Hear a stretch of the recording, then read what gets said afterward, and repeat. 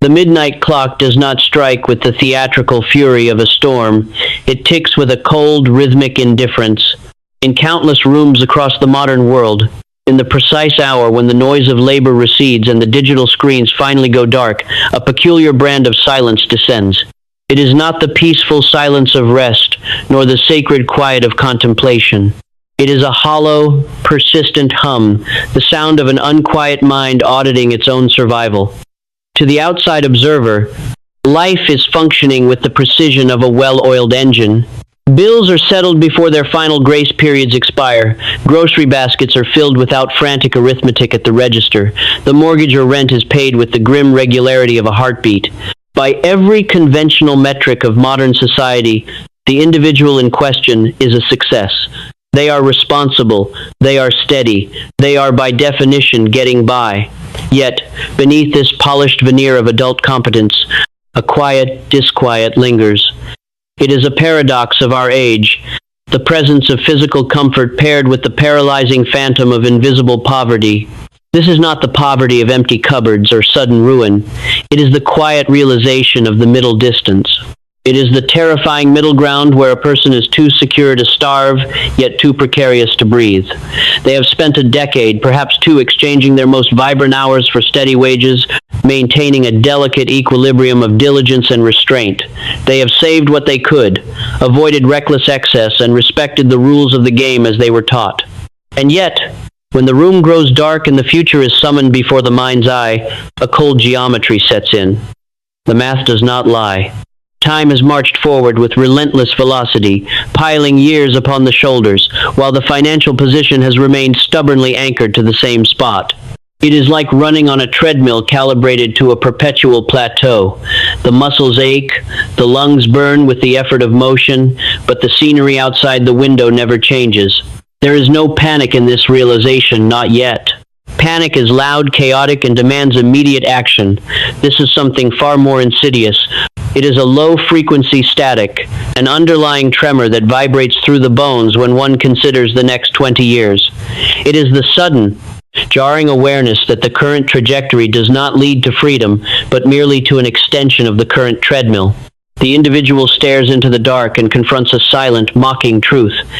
Consistency without sovereignty is merely an elegant form of imprisonment. The stage is set, not by a catastrophe, but by the quiet, creeping realization that the life being maintained is not the life being desired. To understand this quiet disquiet, one must journey beneath the surface symptoms of bank balances and inflation rates, and examine the psychological architecture of the modern laborer. Why does a person who works with unwavering discipline find themselves stranded in the middle distance? Why does effort, when applied with absolute sincerity, so frequently fail to yield absolute security? To answer this, we must deploy the method of recursive thinking, peeling back the layers of human motivation until the raw nerve of the problem is exposed. Why do individuals default to the belief that hard work alone is the ultimate currency of survival? Because society is built upon a transactional mythology inherited from an industrial age. From earliest childhood, human beings are fed a linear equation: input equals output. Study diligently, secure a reputable position, labor for 40 hours a week, exhibit reliability, and the world will hand you stability as a natural reward. This formula works wonderfully for maintaining the machinery of civilization, but it is fundamentally blind to the mechanics of wealth creation. Effort is an expenditure of biological energy. Wealth is the accumulation of sovereign leverage. They are measured in entirely different currencies. When an individual confuses the sweat of their brow with the architecture of financial growth, they trap themselves in a loop of diminishing returns. They believe that if the engine is sputtering, the solution is simply to shovel coal faster, ignoring the fact that the engine itself is pointed toward a cliff. How does this psychological trap manifest in daily decision-making? It manifests as the supreme worship of comfort disguised as prudence. When an individual realizes their financial position is stagnant, the human ego immediately attempts to construct a defensive narrative. It whispers that slow progress is still progress, that caution is a virtue, and that the absence of immediate disaster is proof of structural soundness. This is the comfort trap. The mind chooses the predictable pain of stagnation over the terrifying uncertainty of reinvention. It is far easier to endure the quiet disquiet of the middle distance than to dismantle one's entire philosophy of money, risk, and value.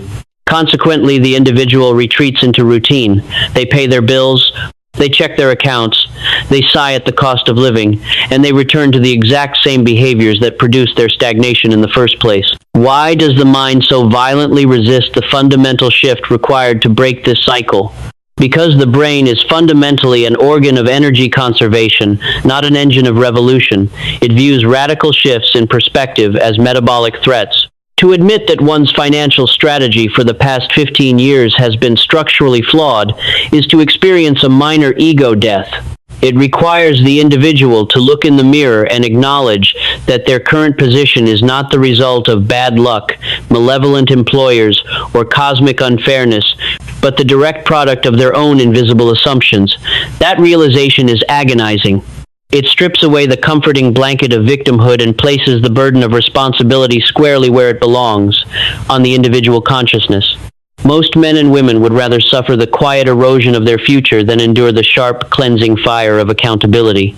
Thus, the disquiet persists. It is the soul's alarm system, sounding a persistent chime to signal that the physical body is investing its life force into a vehicle that is stationary. The deconstruction reveals a stark reality. Financial stagnation is not a math problem. It is a philosophical crisis disguised as an economic deficit. Until the philosophy changes, no amount of overtime, budgeting, or cautious saving will alter the horizon. Consider the parable of the master stonemason of a forgotten province, a man named Valerius, whose hands were calloused into the likeness of ancient tree bark. For 30 consecutive years, Valerius presented himself at the municipal quarry before the first pale streak of dawn pierced the mountain fog. He was the epitome of industrial virtue. While others drank away their wages or abandoned their posts when the summer heat grew oppressive, Valerius swung his heavy iron hammer with metronomic precision. His blocks of granite were legendary for their flawless geometry. Not a single chip was out of place. Not a single seam failed the architect's inspection. The town magistrates frequently pointed to him as a paragon of civic reliability. Behold Valerius, they would declare to the restless youth. He works without complaint. He stores his silver in the iron chest beneath his floorboards, and his family never knows the bite of want. And for decades this was true. Valerius secured a modest cottage, clothed his children, and maintained a respectable reserve of silver coins tucked securely away from the dangers of the open market. To the outside world, he was a man who had conquered life through sheer endurance. Yet, as the decades wore on, a strange transformation occurred within Valerius's spirit. The iron chest beneath his floorboards grew incrementally heavier, but the world outside his cottage grew exponentially faster. A new class of merchantmen who did not swing hammers, but orchestrated trade routes, secured monopolies, and directed the flow of capital began to reshape the province. They lived in grand estates overlooking the very quarry where Valerius's shoulders were slowly caving inward under the weight of his labor. One evening, as the autumn wind rattled the loose shutters of his cottage, Valerius sat by a dying hearth and performed a bitter audit of his life. He looked at his calloused hands, which could no longer lift the heavy hammer without a sharp, searing pain shooting up his forearms. He opened the iron chest and counted the silver. It was all there, every last coin earned through 30 years of blood, sweat, and unyielding discipline. Then he walked to the window and looked out at the distant estates shimmering in the moonlight. In that quiet, agonizing moment, the truth struck him with the force of a falling boulder. His labor had built the city, but it had not built his freedom. He had treated effort as an investment, when in reality it was merely an expense of his finite existence. His silver, locked safely away from risk, had been slowly cannibalized by the silent thief of passing time and rising costs. He had been immensely responsible, incredibly diligent, and utterly stationary.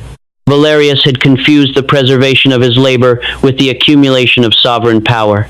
He had spent his entire life being an exceptional servant to his own survival, while never once becoming the master of his economic destiny. The hammer dropped from his tired grip, not with a crash, but with a dull thud against the stone floor, the definitive sound of a man waking up too late to the reality of his own design. The story of Valerius is not a cautionary tale of failure. It is a mirror reflecting the silent tragedy of the modern majority. It proves beyond contention that a lifetime of honorable effort, devoid of strategic direction, culminates in the exact same place as outright laziness, a state of dependency and quiet regret. How then does one shatter this inertia and translate this brutal awareness into immediate sovereign action today? It begins with an unsparing audit of your current posture. Tomorrow morning, when you look at your bank accounts, your daily routine, and your long-term commitments, you must strip away the comforting adjectives you use to justify your position. Stop calling stagnation stability. Stop calling risk aversion wisdom. Look at your financial life with the cold, objective eye of an impartial magistrate. Ask yourself not how hard you are working, but where that work is ultimately terminating. Are you building an independent fortress, or are you simply polishing the treadmill that keeps you running in place? You must make the conscious decision to interrupt your autopilot. Write down the single financial assumption you hold most sacred, whether it is the belief that saving small amounts in a traditional account is enough, or the notion that your current career trajectory will magically correct itself given enough time and subject it to ruthless scrutiny. Acknowledge that the quiet disquiet you feel in the dark is not an enemy to be silenced with distraction, but a compass pointing directly toward the mental cage you have unconsciously constructed around yourself. Take a deliberate breath right now. If you are tired of trading your finite hours for an illusion of security, pause for a moment to subscribe and align your journey with this community. We are not here to maintain the status quo. We are here to dismantle it. For the disquiet is merely the prologue. It is the psychological friction necessary to spark a profound awakening. You have recognized the symptoms of the middle distance. You have unmasked the illusion of effort without direction. Yet, looking back at your own history, you must ask, what invisible ghosts are whispering to you from your past? What ancestral fears, unspoken family taboos, and early childhood conditioning are silently dictating the limits of your wealth today? The answers do not lie in the present economy. They lie buried deep within the architecture of your earliest memories, waiting to be brought into the light, examined, and utterly destroyed. Cross the threshold, and let us expose the ghosts that govern your wallet. The afternoon sun beats down upon a great inland sea, its surface smooth as polished obsidian, deceptive in its absolute stillness. To the casual voyager drifting along its glass-like expanse, this profound absence of turbulence is misread as the ultimate triumph of navigation. There are no violent swells to test the timber, no howling squalls to tear the canvas, no sudden drops into watery abysses. The vessel glides forward, or rather, remains suspended in an eerie, unblemished equilibrium. The passengers recline on the deck, breathing in the soft air, convinced that because nothing is violently resisting their passage, they have mastered the elements. Yet, deep beneath that mesmerizing surface, a silent subterranean trap is closing. That mirror-like calm is not the harbor of safety. It is the dead center of a stagnant basin where the currents have long since withered and died. There is no wind to fill the sails, no momentum born of purposeful navigation. The vessel is merely caught in a slow, imperceptible drift toward an unmapped shore of shallows and decay. Month after month, year after year, the scenery remains agonizingly identical. The same monotonous tree line, the same pale horizon, the same heavy, unmoving heat. The occupants feel no danger because there is no noise of impact, no sharp jolt of catastrophe. They are entirely comfortable, entirely steady, and utterly trapped. This is the hidden theater of the human condition, enacted daily within the financial lives of millions. It is the deceptive comfort of the absence of difficulty. Society has systematically taught men and women to measure their well-being through an inverted lens, by counting the disasters that did not happen, rather than the frontiers that have been conquered. They look at their bank statements, note the absence of overdraft notices, confirm that the monthly obligations have been cleared like clockwork, and exhale a sigh of profound relief. All is well, they whisper to themselves. There is no crisis. This negative definition of success is a subtle poison. It treats the mere preservation of the status quo as a crowning achievement. But the universe does not stand still. It either expands or contracts, grows or decays. There is no neutral ground in the architecture of wealth. To remain exactly where you are while the world around you compounds, inflates, and accelerates is not stability. It is a slow, elegant descent into irrelevance. The individual who mistakes the absence of difficulty for the presence of growth is like the captain who anchors his ship in a stagnant marsh and rejoices that he is no longer fighting the waves, completely blind to the rot eating away at his hull. To dismantle the illusion of stability, one must subject the psychological mechanics of comfort to rigorous philosophical inquiry. Why do rational, intelligent human beings willingly trade the magnificent potential of expansion for the anesthetic embrace of mere preservation? To decode this paradox, we must employ recursive thinking, driving deeper into the structural layers of human fear and desire. Why does the human psyche instinctively conflate the absence of difficulty with the presence of success? Because the brain evolved as an organ of threat management, not an instrument of boundless creation. For ancestral man, survival was entirely a negative equation. Staying alive meant avoiding the predator, surviving the winter, and steering clear of the abyss. Success was defined by coming home with an uninjured body. This ancient biological programming persists intact within the modern nervous system. When an individual navigates a fiscal year without losing their job, facing bankruptcy, or defaulting on a loan, the primitive brain registers this as a major evolutionary victory. It releases a soothing cocktail of neurochemicals that reward caution and discourage risk. The individual feels secure because their survival mechanisms are being artificially pacified by routine, completely ignoring the fact that while their body is safe, their financial sovereignty is slowly starving to death. How does this psychological comfort trap manifest as the systematic confusion of stability with progress? It manifests through the weaponization of habit disguised as virtue. Stability is a defensive posture.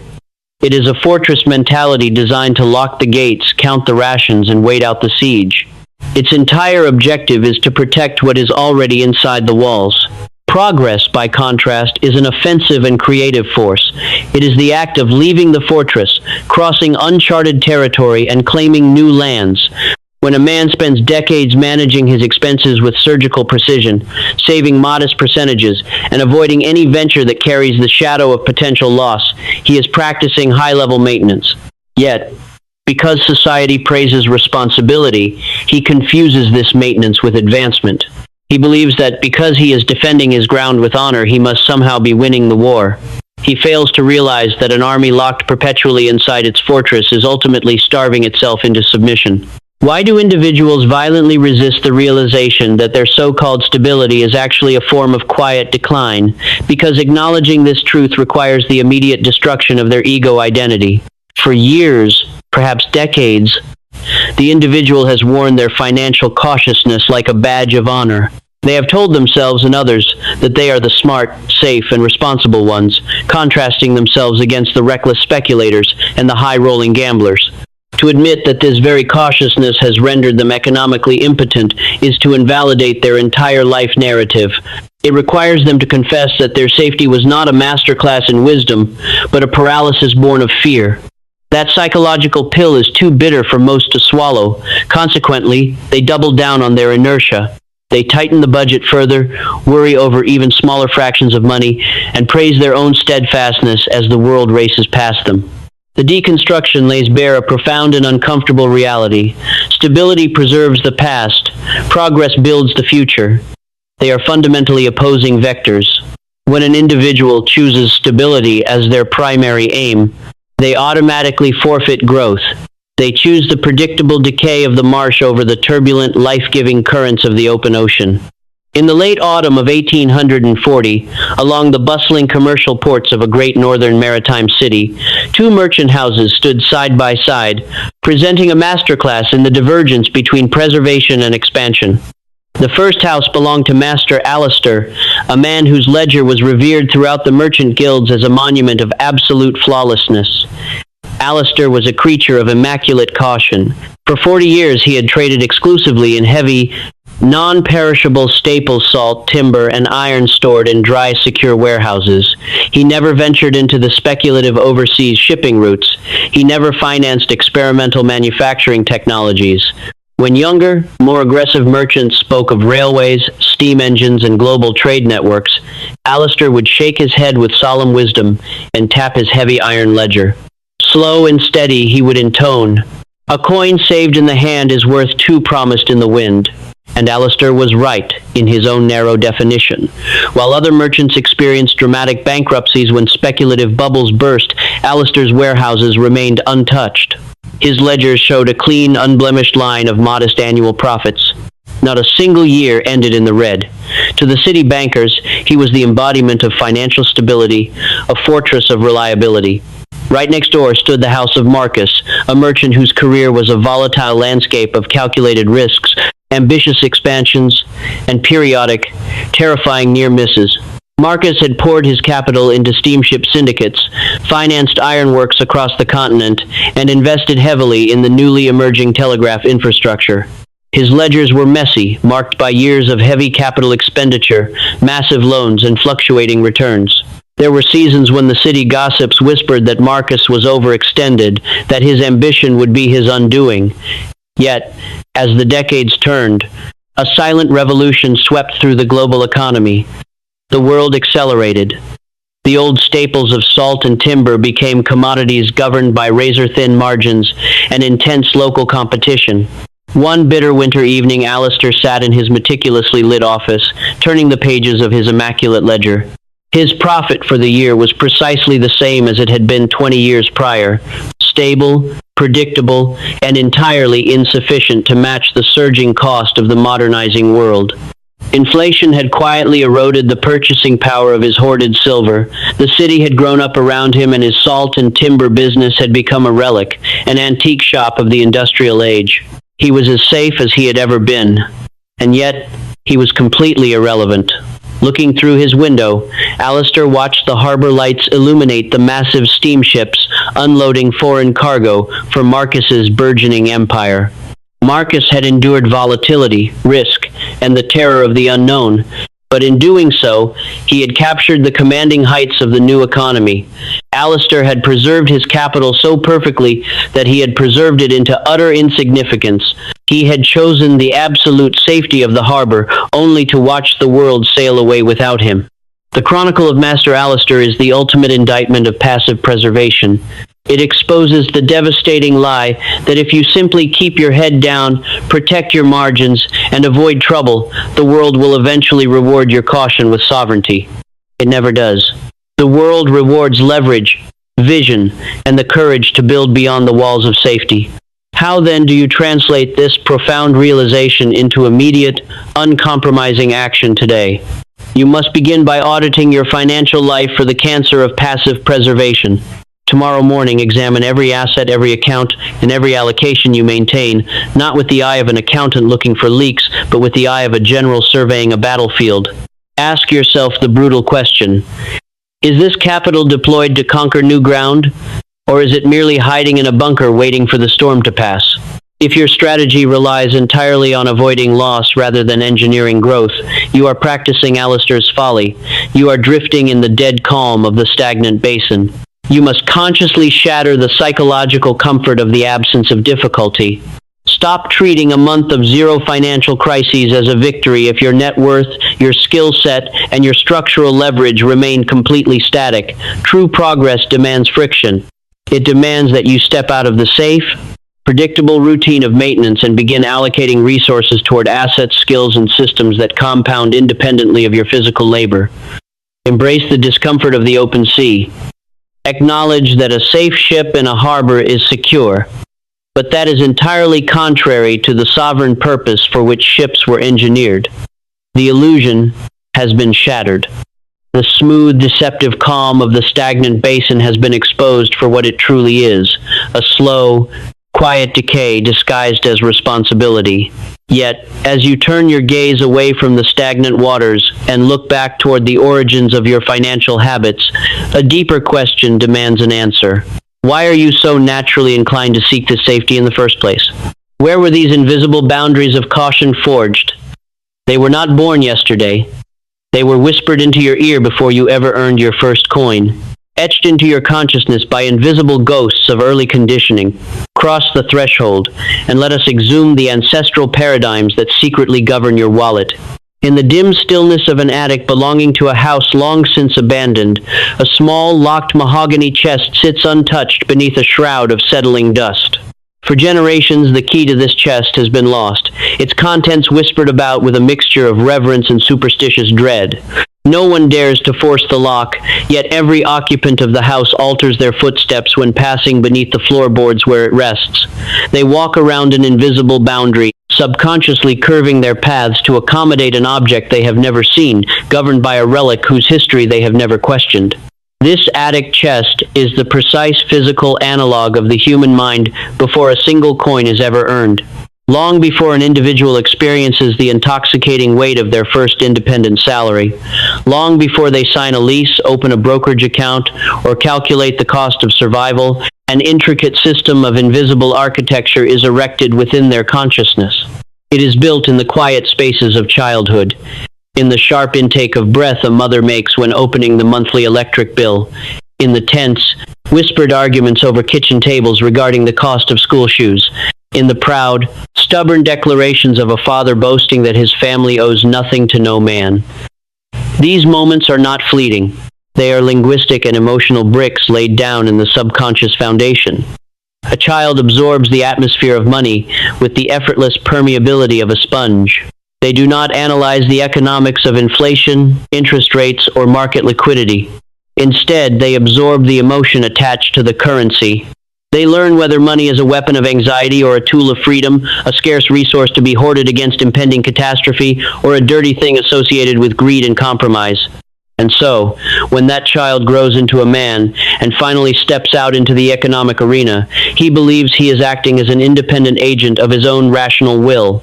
He believes his financial choices are the pristine products of his own logic. He is entirely blind to the invisible puppeteer pulling his strings.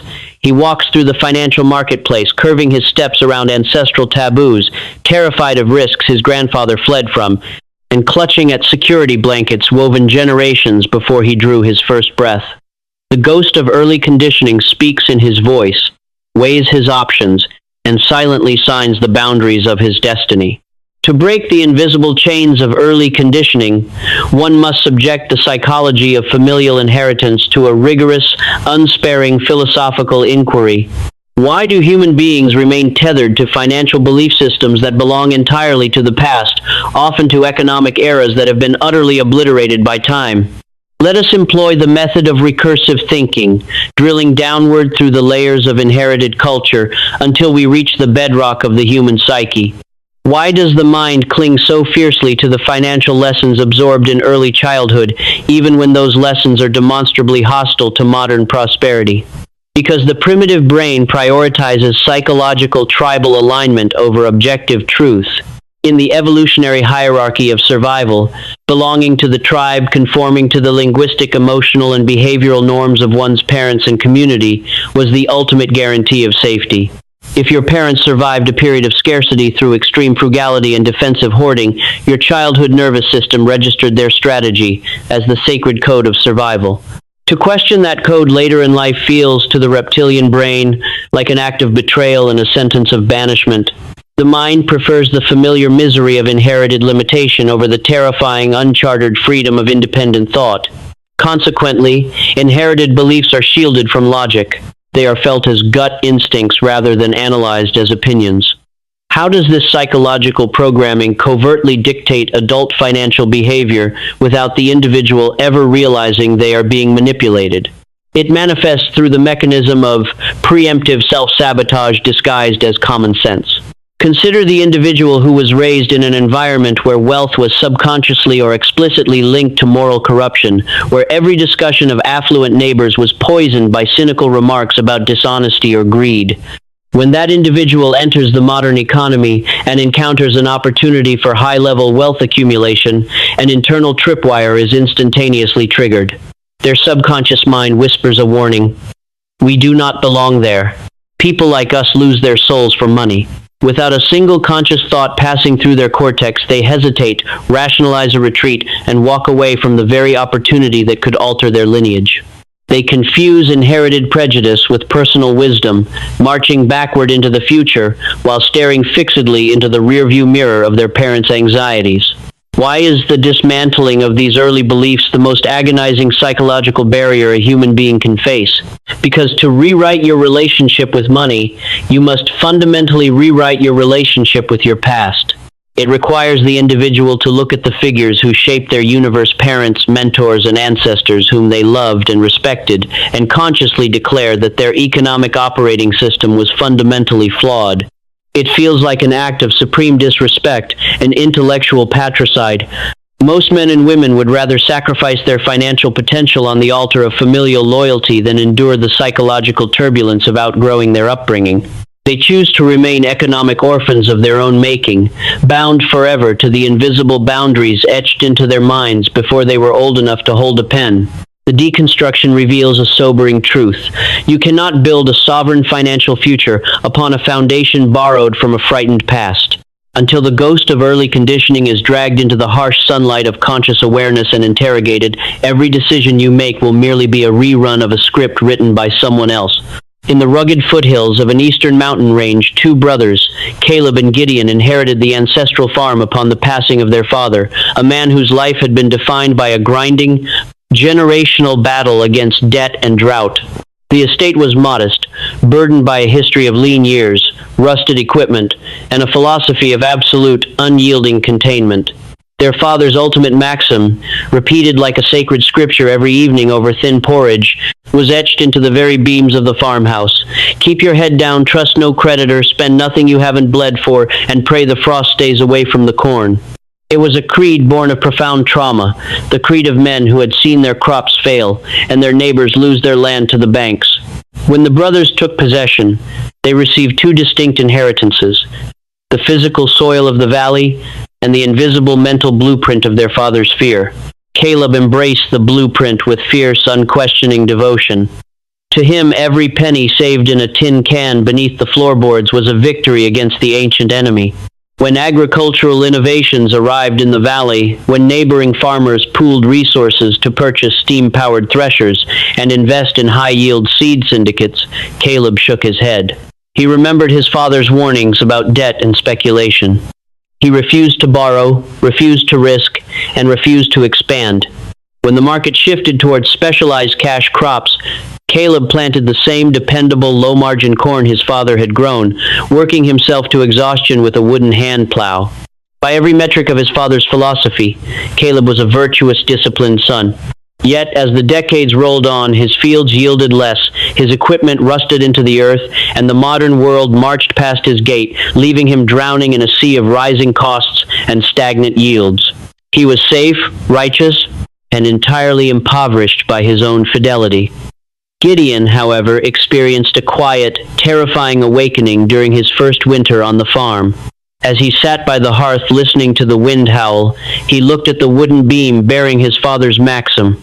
For the first time, he asked a forbidden question: did this philosophy save my father, or did it merely keep him small? The realization struck him with the clarity of lightning. His father's caution had been appropriate for a man starving during a historic depression, but it was absolute poison for a man standing at the dawn of an industrial agricultural boom. Gideon did something that felt, in his chest, like an act of supreme betrayal. He took the family's modest savings, walked to the regional bank, and secured a commercial loan to acquire a modern steam extractor and lay down irrigation pipes.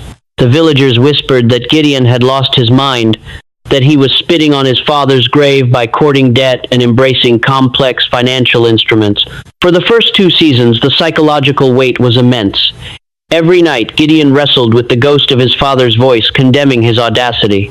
Yet, by the 3rd season, the numbers told a radically different story. Gideon's harvest was quadruple that of the traditional farms in the valley. The debt was cleared ahead of schedule, not through backbreaking manual labor alone, but through the sovereign leverage of capital directed with precision. Gideon had not dishonored his father's survival. He had simply refused to let his father's trauma dictate his destiny. He looked across his sprawling, highly optimized fields and understood that the greatest barrier he ever conquered was not the stubborn soil of the valley, but the invisible ghost sitting quietly inside his own mind. The Chronicle of the Two Brothers is the ultimate testament to the tyranny of inherited paradigms. It proves that the most dangerous chains are not forged of iron, but of memory, conditioning, and unexamined loyalty to the past. How then do you shatter these invisible bonds and reclaim your financial sovereignty today? You must perform a ruthless, unapologetic inventory of your core financial beliefs. Tomorrow morning, sit in absolute silence with a blank journal and write down your immediate, visceral reactions to three concepts: debt, risk, and wealth. Do not write what you think sounds sophisticated. Write the raw, unfiltered voice that echoes in your head when you think of spending a large sum, investing in an unproven asset, or accumulating substantial capital. Trace those voices back to their source. Whose voice is it? Is it your father's caution? Is it your mother's anxiety? Is it the echo of a childhood spent in the shadow of scarcity? Once you identify the origin of the belief, you must subject it to the ultimate modern test. Does this belief serve the future I am trying to build, or is it merely protecting the trauma of the past I am trying to escape? You must consciously choose to rewrite the script. When an internal voice whispers that caution is always virtue, or that wealth is inherently dangerous, you must intercept that thought and replace it with a sovereign affirmation. Understand that you are no longer the child sitting at the kitchen table listening to whispered worries of survival. You are the architect of a new lineage. The ghosts of your early conditioning have been dragged into the light. Their power relies entirely on their invisibility. Once exposed to rigorous thought, their grip dissolves. Yet, as the mental fog clears and the old paradigms crumble to dust, a monumental realization takes their place. You begin to understand that physical labor, no matter how disciplined, and early conditioning, no matter how thoroughly cleansed, are still only the preliminary theater of wealth. What is the fundamental difference between the man who labors until his bones ache and the man who commands capital from a place of absolute mastery? Cross the threshold and let us dissect the massive, world-altering chasm between earning and directing. In the heart of a great metropolitan engine at precisely 5 o'clock in the morning, long before the city awakens to its own commercial roar, the subterranean platforms of the transit system pulse with a dull, rhythmic vibration. Here, the air is thick with the scent of damp concrete, stale coffee, and the collective exhalations of thousands of tired bodies. Men and women in identical coats stand in orderly rows behind yellow boundary lines, their eyes fixed blankly on the dark tunnels ahead. They are the model citizens of industrial productivity. They do not arrive late, they do not shirk their responsibilities. They honor every contract, meet every deadline, and return home with muscles aching from the honest, honorable expenditure of their finite biological energy. To watch them is to witness the absolute zenith of human labor. And yet, if one could look past the physical motion and peer into the economic trajectory of their lives, a haunting paradox emerges. Year after year, decade after decade, these individuals run faster and faster on the great treadmill of employment. They receive promotions, secure cost of living adjustments, and work longer hours with ever-increasing specialization. By all traditional metrics, their earnings rise, yet their relative financial altitude remains stubbornly, almost mockingly, unchanged. The extra income does not buy them sovereignty, it merely buys them higher expenses, slightly larger cages, and a more sophisticated variety of stress. They find themselves trapped in a cruel economic illusion. The belief that the volume of one's sweat is directly proportional to the height of one's freedom. They labor under the assumption that earning money and building wealth are one and the same act. They do not see the massive, unbridgeable chasm that separates the man who trades his life force for currency from the man who commands currency to multiply itself in the dark. To earn is to participate in an endless cycle of exchange trading, the irreplaceable hours of your existence for a temporary token of survival. To direct is to sit above the battlefield, sovereign and detached, orchestrating capital so that it works while you sleep, dream, and age. The tragedy of the modern majority is not that they refuse to work hard, but that they spend their entire lives working hard at the wrong thing, confusing the endless maintenance of survival with the majestic architecture of wealth. To shatter the comforting myth that earning is equivalent to building, we must subject the fundamental mechanics of income to a rigorous philosophical and psychological deconstruction. Why do intelligent, hardworking individuals spend 40 years mastering the art of earning while remaining entirely illiterate in the science of directing? Let us deploy recursive thinking, drilling downward through the cultural conditioning of labor until we expose the raw mechanics of capital flow. Why does the human mind naturally default to earning as the ultimate expression of economic success? Because earning is a tangible, visceral, and immediately validated experience. From the first moment an individual receives an hourly wage or a fixed salary, a direct biological loop is closed. Effort is expended, currency is handed over, and survival is secured. This creates a deep psychological comfort. The individual can point to their pay stub and say, "I did this. My sweat produced this number." It provides an immediate sense of moral righteousness and control. Directing capital, by contrast, feels abstract, uncertain, and morally ambiguous to the uninitiated mind. It involves risk, calculation, and the terrifying realization that money can generate more of itself without anyone swinging a hammer or writing a report. Society reinforces this bias by praising the hard worker while viewing the capital allocator through a lens of suspicion. Consequently, people spend their lives optimizing their ability to earn, polishing the golden handcuffs of employment, while completely ignoring the invisible levers of deployment. How does this psychological bias manifest as the fatal trap of lifestyle, inflation, and treadmill acceleration? It manifests through the mechanism of compensating for labor fatigue with consumption. Because earning requires the painful sacrifice of time and energy, the human brain instinctively demands a reward. When a worker receives a raise or a bonus, their first instinct is not to redirect that capital into sovereign assets that compound beyond their labor, but to upgrade their immediate lifestyle to soothe the exhaustion that earned the money in the first place. The car becomes newer, the apartment larger, the dinners more refined. The income increases, but the rate of consumption accelerates in lockstep. The net result is zero structural advancement. The individual is not getting richer. They are simply getting more expensive to maintain. They are shoveling more coal into an engine that is bolted firmly to the floor, mistaking the roaring of the machinery for forward momentum. Why is the transition from earner to director the most psychologically terrifying threshold an individual can cross? Because it demands the total abdication of the identity of the good worker. For an entire lifetime, a man's self-worth has been anchored to his busyness, his reliability, and the sweat on his brow. To become a director of capital requires him to stop identifying with his labor and start identifying with his judgment. It requires him to accept that sitting quietly, analyzing a balance sheet, or patiently allocating funds over years can yield infinitely more wealth than breaking his back for 40 hours a week. This feels like cheating to the conditioned mind. It violates the deep-seated industrial myth that wealth must be physically suffered for. Overcoming this internal barrier requires a radical shift in consciousness, a realization that the universe does not reward the quantity of your suffering, but the precision of your direction.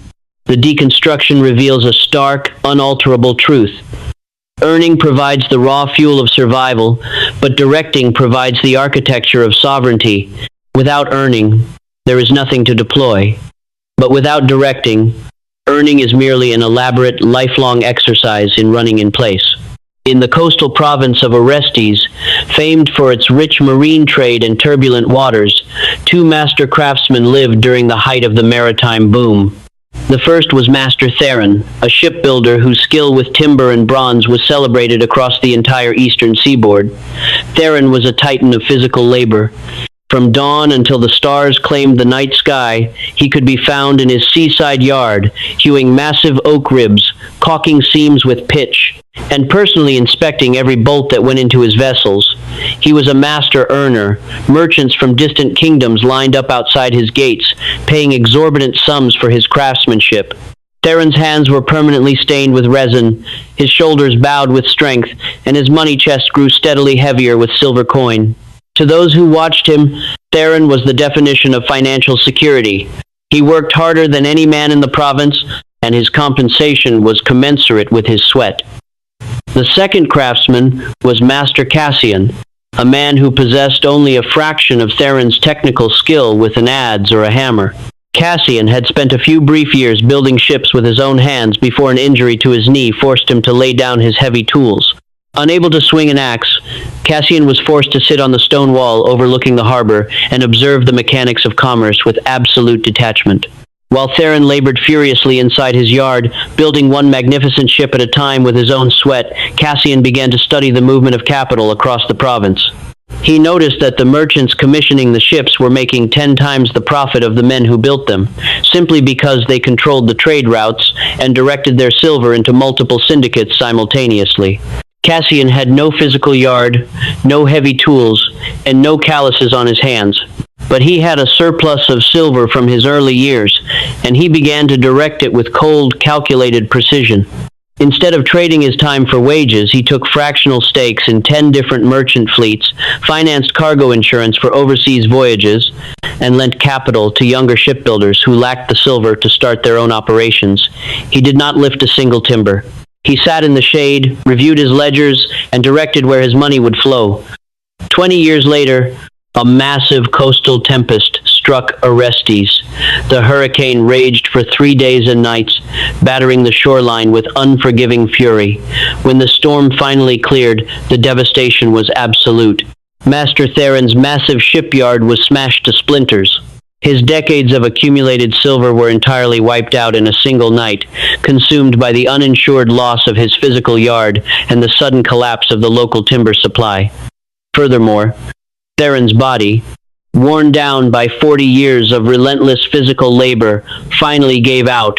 He stood amidst the ruins of his life, possessing nothing save for his scarred hands and an overwhelming sense of betrayal. He had worked harder than any man alive, yet because he had only ever learned to earn, his entire empire vanished the moment his physical labor stopped. Master Cassian, sitting on his stone wall, looked out over the shattered harbor. 3 of his 10 shipping ventures had indeed been lost to the storm. Yet, because his capital had been intelligently diversified, directed, and deployed across sovereign instruments, the remaining 7 fleets brought in returns that more than covered the losses. Cassian's wealth did not depend on his physical endurance or the safety of a single yard. His money worked while he slept, while he walked, and while the storm raged. He did not rebuild the port with his own hands. He simply directed a portion of his massive accumulated reserves to buy up the ruined shipyards at a fraction of their value, employing a new generation of laborers to build his empire anew. Theron had mastered the art of earning. Cassian had mastered the science of directing. One was a servant to his tools. The other was the sovereign of his destiny. The Chronicle of the Two Craftsmen is the ultimate indictment of the labor trap. It proves beyond all shadow of doubt that infinite effort paired with zero strategic direction leads inexorably to ruin the moment physical capacity wanes. How then do you translate this profound truth into immediate, uncompromising action today? You must execute a sovereign audit of your financial inflows and outflows with the cold detachment of a master allocator. Tomorrow morning, look at every dollar that enters your possession through your labor. Stop viewing that money as a reward for your time or a token to be spent on immediate comfort. Begin viewing every single coin as a soldier under your command. Ask yourself the critical question: am I sending this soldier out to conquer new territory and return with reinforcements, or am I sending it on a suicide mission to buy temporary pleasure that leaves me weaker than before? You must consciously construct a firewall between your earning capacity and your capital deployment. Pledge that a designated percentage of every wage, bonus, or commission you generate will be instantly stripped of its consumption purpose and redirected into sovereign, compounding assets that operate entirely independently of your physical labor. Do not wait until you are rich enough to start directing. Direction is a habit of thought, not a privilege of volume. Use whatever modest sums you currently possess to take your first deliberate steps away from the treadmill. Stop trading your life for currency. Start commanding currency to purchase your freedom. The massive chasm between earning and directing has been illuminated. The illusion that sweat alone can purchase freedom has been shattered against the hard rocks of reality. Yet, as your mind adjusts to this higher plane of strategic awareness, a deeper question demands an answer. What happens when these decisions are no longer made in a state of chaotic reaction, but are forged through the absolute power of laser-focused clarity? How does the human mind transform random financial actions into an unstoppable compounding fortress? Cross the threshold and let us engineer the architecture of deliberate choice. The digital clock on the bedside table blinks in the velvet dark. 2:14 a.m. In this suspended hour, when the clamor of the external world has dissolved into a heavy, suffocating stillness, a man wakes with a sudden, icy jolt in his chest. There is no monster at the window, no wail of distant sirens. There is only the quiet, unrelenting echo of an invisible friction, the silent accumulation of 1,000 unexamined choices made during the bright, rushing hours of the day.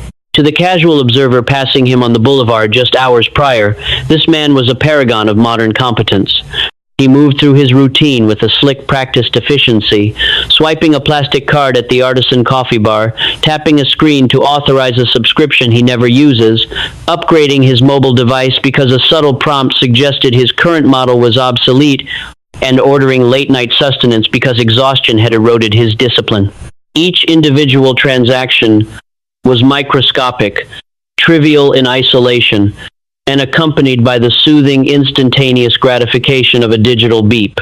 Yet, viewed across the vast, sweeping canvas of time, those tiny, unthinking choices form an intricate binding web of financial paralysis. It is the paradox of automated consumption. Modern civilization has engineered a frictionless society designed to eliminate every barrier between human impulse and financial expenditure. In doing so, it has systematically decoupled money from thought. The individual no longer feels the heavy, metallic weight of silver coins leaving their palm. They no longer experience the tactile friction of counting physical paper bills in the dim light of an evening ledger. Money has become an invisible abstraction, a phantom stream of digital impulses that evaporates before it can ever be organized into a fortress of sovereignty.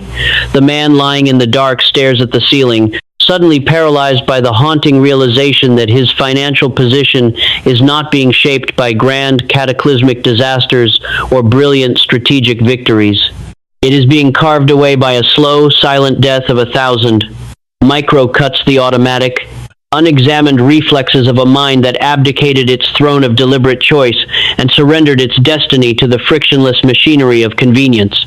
To reverse this erosion and master the art of financial sovereignty, one must subject the psychology of choice to a rigorous, uncompromising philosophical interrogation. Why do rational, intelligent human beings systematically surrender their hard-earned capital to automated impulses, sliding effortlessly into financial drift even while harboring explicit desires for wealth and freedom? Let us employ the method of recursive thinking, peeling back the layers of behavioral psychology until the core mechanism of human agency is exposed. Why does the human brain instinctively gravitate toward frictionless, unthinking financial transactions? Because the brain is an evolutionary conservation engine designed to minimize cognitive load. Conscious decision-making is metabolically expensive. It requires the prefrontal cortex to expend valuable glucose and neural energy. To protect the organism from exhaustion, the subconscious mind constantly seeks to automate repetitive tasks by converting them into frictionless habits. In an ancient environment, automating the decision to pick berries saved precious energy. In the modern financial ecosystem, however, this exact evolutionary shortcut is weaponized against the individual. Tech platforms, subscription models, and digital payment systems are intentionally engineered to bypass the prefrontal cortex entirely, transforming spending into a mindless, frictionless reflex. The brain welcomes this automation because it feels effortless, completely oblivious to the fact that frictionless spending is simply a frictionless path to financial servitude. How does this psychological bypass manifest as the systemic loss of long-term agency? It manifests through the slow erosion of intentionality until the individual's entire financial life runs on autopilot. When every transaction is frictionless, money ceases to be recognized as crystallized life, energy, hours, days, and years of human existence traded away and is reduced to a meaningless numerical score flashing on a screen. Without the conscious friction of deliberate choice, the individual loses their capacity to weigh the true opportunity cost of their actions. They spend $50 here, $100 there, and $500 monthly on automated conveniences, never once pausing to ask what those sums could achieve if directed toward a sovereign asset base. The absence of conscious pause transforms life into a reactive loop. Earn money, experience fatigue, purchase immediate relief through frictionless consumption, deplete reserves, and return to the labor market. The loop runs seamlessly because it requires zero conscious friction to maintain. Why is the deliberate disruption of this automated loop the most vital and fiercely resisted step toward financial mastery? Because disrupting automation requires the individual to voluntarily reintroduce friction into their life. It forces the prefrontal cortex back online, demanding that they look at their financial outflows with naked, unvarnished honesty. This is excruciating. It requires the individual to confront the emotional voids, the boredom, and the fatigue that their frictionless spending was previously masking. To introduce friction is to stop hiding from reality. It is the moment the sleeper opens their eyes, steps off the moving walkway, and realizes that every single coin leaving their possession must either serve a grand, deliberate aim or be permanently locked away. The deconstruction reveals an unalterable axiom. Money does not respond to good intentions. It responds exclusively to clarity. When decisions are made with unconscious uncertainty, the results are chaotic. When decisions are forged through the deliberate, friction-heavy hammer of conscious purpose, reality bends to align with design. In the high, windswept valleys of an ancient Himalayan province, there lived a master archer named Tenzin, whose arrows were legendary for their ability to strike the target with supernatural precision, even in the teeth of a howling mountain gale. Princes and warlords traveled from distant lands to witness his craft, assuming he possessed some mystic secret of the eye or an enchanted bow fashioned from celestial timber. When questioned by a young, ambitious nobleman eager to learn his art, Tenzin merely smiled and led the youth to his workshop. There was no magic in the workshop. The bows were carved from ordinary mountain yew. The strings were twisted hemp. The arrows were straight, grained pine tipped with iron. The secret, Tenzin explained quietly, lies not in the materials, but in the space between the drawing of the string and the release of the shaft. The master archer demonstrated. He drew an arrow back to his cheek, but instead of releasing it immediately, he froze. He held the tension. The wind battered the parchment walls of the workshop. The fire flickered and cast dancing shadows across his weather-beaten face. The tension in his muscles reached a trembling peak. Yet, Tenzin did not move a muscle. He stood like a statue carved from granite, breathing with slow, measured rhythm, auditing the angle, the wind vector, and his own internal balance. Only when absolute crystalline clarity possessed his soul did his fingers relax. The arrow whistled through the air and split the distant center ring with a sharp, echoing crack. Most men, Tenzin continued, lowering his bow, shoot as they live. They feel a slight itch of desire, a sudden gust of impulse, and before their mind has even registered the target, their fingers twitch and the arrow flies into the dirt. They blame the wind. They blame the bow. They blame bad fortune. In truth, they missed because they never paused to anchor their intent. Beside Tenzin stood his apprentice, Kale, a young man who possessed tremendous physical strength and an armory filled with the finest imported weapons gold could buy. Yet Kale's arrows constantly scattered wildly across the target range. Kale was a creature of frictionless impulse. The moment he saw a target, he drew and loosed without hesitation. His life was a blur of rapid motion, constant activity, and miserable results. He earned much, spent fast, and wondered why his arrows never struck the center of his ambitions. One evening, stung by repeated failures, Kale resolved to emulate his master. He took his finest bow, drew an arrow, and forced himself to halt. The moment he stopped, the internal discomfort rushed in. Without the soothing distraction of immediate action, Kale felt the full weight of his anxiety, his impatience, and his unexamined habits pressing down upon his chest. His arms began to shake. The impulse to release the string, to just let the arrow fly and get it over with, screamed through his nervous system. Every instinct demanded that he surrender to the familiar, effortless release. Yet remembering Tenzin's words, Kale gritted his teeth and held the tension. He forced his breathing to slow. He looked down the shaft of the arrow and consciously audited every variable of his life, where his money was going, why he was buying things he did not need, and what future he was actually constructing with his frantic, unthinking motion. The friction was agonizing, but as he held the pose, something miraculous occurred. The internal static began to fade, replaced by a cold, sharp, unshakable clarity. When Kale finally released the string, the arrow struck dead center, piercing the very wood of his master's target. It was not his physical strength that won the shot. It was the sacred, deliberate pause that bridged impulse and action. The Chronicle of the Master Archer is the ultimate blueprint for reclaiming your financial sovereignty. It proves that wealth is never an accident of volume. It is the direct mathematical consequence of deliberate, friction-heavy choice. How, then, do you translate this profound truth into immediate, uncompromising action today? You must intentionally reintroduce friction into your financial life. Tomorrow morning, take a sledgehammer to the automated, frictionless channels of consumption that drain your resources while you sleep. Strip away the saved credit card tokens from online shopping platforms. Cancel every digital subscription that operates in the background without requiring your explicit, conscious authorization each month. Force yourself to experience the sacred pause, the deliberate, uncomfortable friction of manually reviewing every single dollar before it leaves your possession. Before you authorize any expenditure that exceeds your baseline survival, you must adopt Tenzin's posture. Hold the tension. Pause for 30 seconds or 30 minutes if the sum is substantial, and interrogate the transaction with ruthless clarity.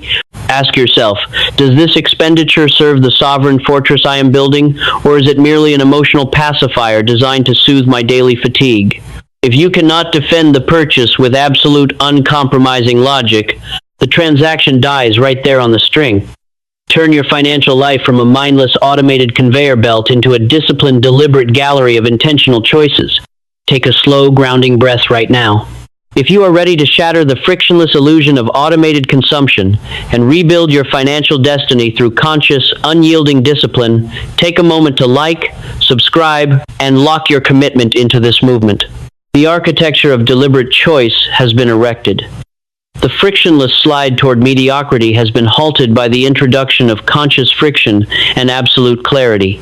Yet, as you stand in the stillness of this newly achieved mastery, a massive, towering horizon looms before you. What happens when these deliberate choices are compounded across years? What is the unseen, the psychological engine that enables a sovereign builder to maintain this unshakable discipline when the entire world around them is collapsing into instant gratification? Cross the threshold, and let us unlock the profound psychology of compounding momentum. In the remote depths of an ancient, mist-shrouded mountain forest, there stands a colossal stone monolith that has endured for over a millennium. It possesses no grand architectural flourishes, no decorative carvings of triumph, and no inscriptions of human vanity. It is merely a massive, jagged pillar of granite rising abruptly from the damp forest floor. To the uninformed traveler stumbling upon it, the monolith appears to be a permanent, unchanging fixture of the natural landscape, as though it had burst from the earth fully formed during some primordial convulsion of the planet. Yet any geologist or local woodsman knows the profound and humbling truth behind its existence. This monolith was not carved by the violent stroke of a master sculptor's chisel, nor was it hauled into place by the collective muscle of 1,000 slaves. It is the result of a quiet, microscopic miracle enacted over epochs, the slow, unyielding accumulation of mineral-laden water dripping from an overhead stalactite, drop by single drop, century after century. Each individual droplet carries an almost imperceptible molecular fraction of limestone. When it lands upon the stone below, it leaves behind a trace so thin, so fragile, that a child's breath could seemingly blow it away. There is no sound of impact, no dramatic clash of forces, no visible sign of progress from one year to the next. For generations of human observers, the stone appears completely static, and yet it is precisely this radical invisibility of change that creates the illusion of sudden transformation. Over thousands of years, those microscopic, uncelebrated droplets compound upon one another until they form a mountain of stone that defies the fury of winter storms and laughs at the passage of empires. This is the exact unyielding paradox of compounding momentum in the human soul and the financial ledger. The world at large is utterly obsessed with the theatrical explosion, the sudden windfall, the overnight success story, the dramatic gamble that pays off in a blaze of glory. Society applauds the lightning strike while remaining entirely blind to the invisible subterranean moisture that feeds the ancient roots of the forest. The human mind craves immediate sensory feedback. It demands that effort and reward exist in a neat, linear equation where today's labor produces today's visible harvest. When that linear equation fails, when an individual saves a modest sum, practices restraint for a week, or makes a single deliberate investment, and looks out over their life, to find that nothing monumental has visibly changed, a wave of corrosive cynicism sets in. They feel the microscopic weight of their discipline, see no towering monolith, and conclude that the effort is futile. They abandon the drip before the stone has even begun to form, unaware that the universe does not reward the loud, dramatic gesture. It rewards the silent, relentless persistence of the drop. To master the psychology of compounding momentum, one must subject the human relationship with time and reward to a rigorous, uncompromising philosophical interrogation. Why does the modern intellect, so capable of abstract mathematics, violently reject the reality of exponential accumulation when applied to personal behavior and wealth? Let us employ the method of recursive thinking, peeling back the layers of behavioral neurology until the core friction of human endurance is laid bare. Why does the human nervous system fundamentally rebel against the mechanics of compounding? Because the brain is biologically hardwired for immediate feedback loops rooted in ancestral survival. For prehistoric man, actions and consequences were locked in an instantaneous dance. Hunting yielded immediate sustenance, fleeing a predator yielded immediate safety, touching fire yielded immediate pain. The evolutionary machinery of dopamine, the brain's primary currency of motivation, was designed to reward short-term, tangible results. Compounding, by its very mathematical definition, violates this biological programming. In the early phases of exponential growth, the curve is agonizingly flat. The distance between day 1 and day 100 looks nearly identical to the untrained eye. The brain, receiving zero dopamine hits for its sustained restraint, interprets this flat line as failure and signals the organism to quit. It demands immediate proof that the sacrifice is working, entirely incapable of grasping that the explosive upward curve of the exponential function is waiting just beyond the threshold of sensory perception. How does this neurological mismatch manifest as the psychological trap of premature abandonment? It manifests through the silent corrosion of discipline during the valley of disappointment, that cruel, extended middle phase, where maximum effort is continuously poured into a system while visible returns remain stubbornly microscopic. During this phase, the individual experiences a profound sense of futility. They look at their peers who engage in frictionless consumption, immediate gratification, and high-risk speculation, and a corrosive doubt poisons their resolve. They ask the fatal question, why am I denying myself today when my position looks no different than it did a year ago? This doubt triggers a rationalization to revert to old habits. The individual abandons their disciplined allocation, breaks their sovereign routine, and steps off the path of compounding just months or sometimes weeks before the invisible curve is set to bend violently upward. They starve the seed precisely when the roots are about to break through the surface of the soil. Why is the psychological resilience required to maintain momentum through the flat phase the ultimate separator of the sovereign from the servant? Because enduring the flat line requires an individual to anchor their self-worth and motivation, not in external validation or visible markers of success, but in internal alignment with immutable mathematical and philosophical laws. It demands the capacity to derive profound psychological satisfaction from the act of discipline itself, rather than the immediate prize it yields. The sovereign builder does not check their ledger every morning with a desperate hunger for miracles. They plant the seed, establish the system, secure the drip, and turn their attention to higher creative endeavors. They trust the math because they understand the law of accumulation. What is planted in discipline must eventually harvest in sovereignty. The deconstruction reveals an unshakable truth. Compounding momentum is not a financial strategy. It is a spiritual test. It is the universe's filter, designed to weed out the impatient, the shallow, and the easily discouraged, leaving behind only those who possess the architectural vision to see the monolith before a single drop has even dried. In the arid, sun-baked plains of an ancient southern kingdom, there lived two orchardists, Master Kalin and Master Varus, whose land sat side by side beneath the blazing desert sky. Both men shared the exact same ambition: to cultivate the most magnificent and enduring date. Palm grove in the entire province, a sanctuary of shade and abundance that would outlive their children and grandchildren. Master Kalen was a man of grand gestures and fiery impatience.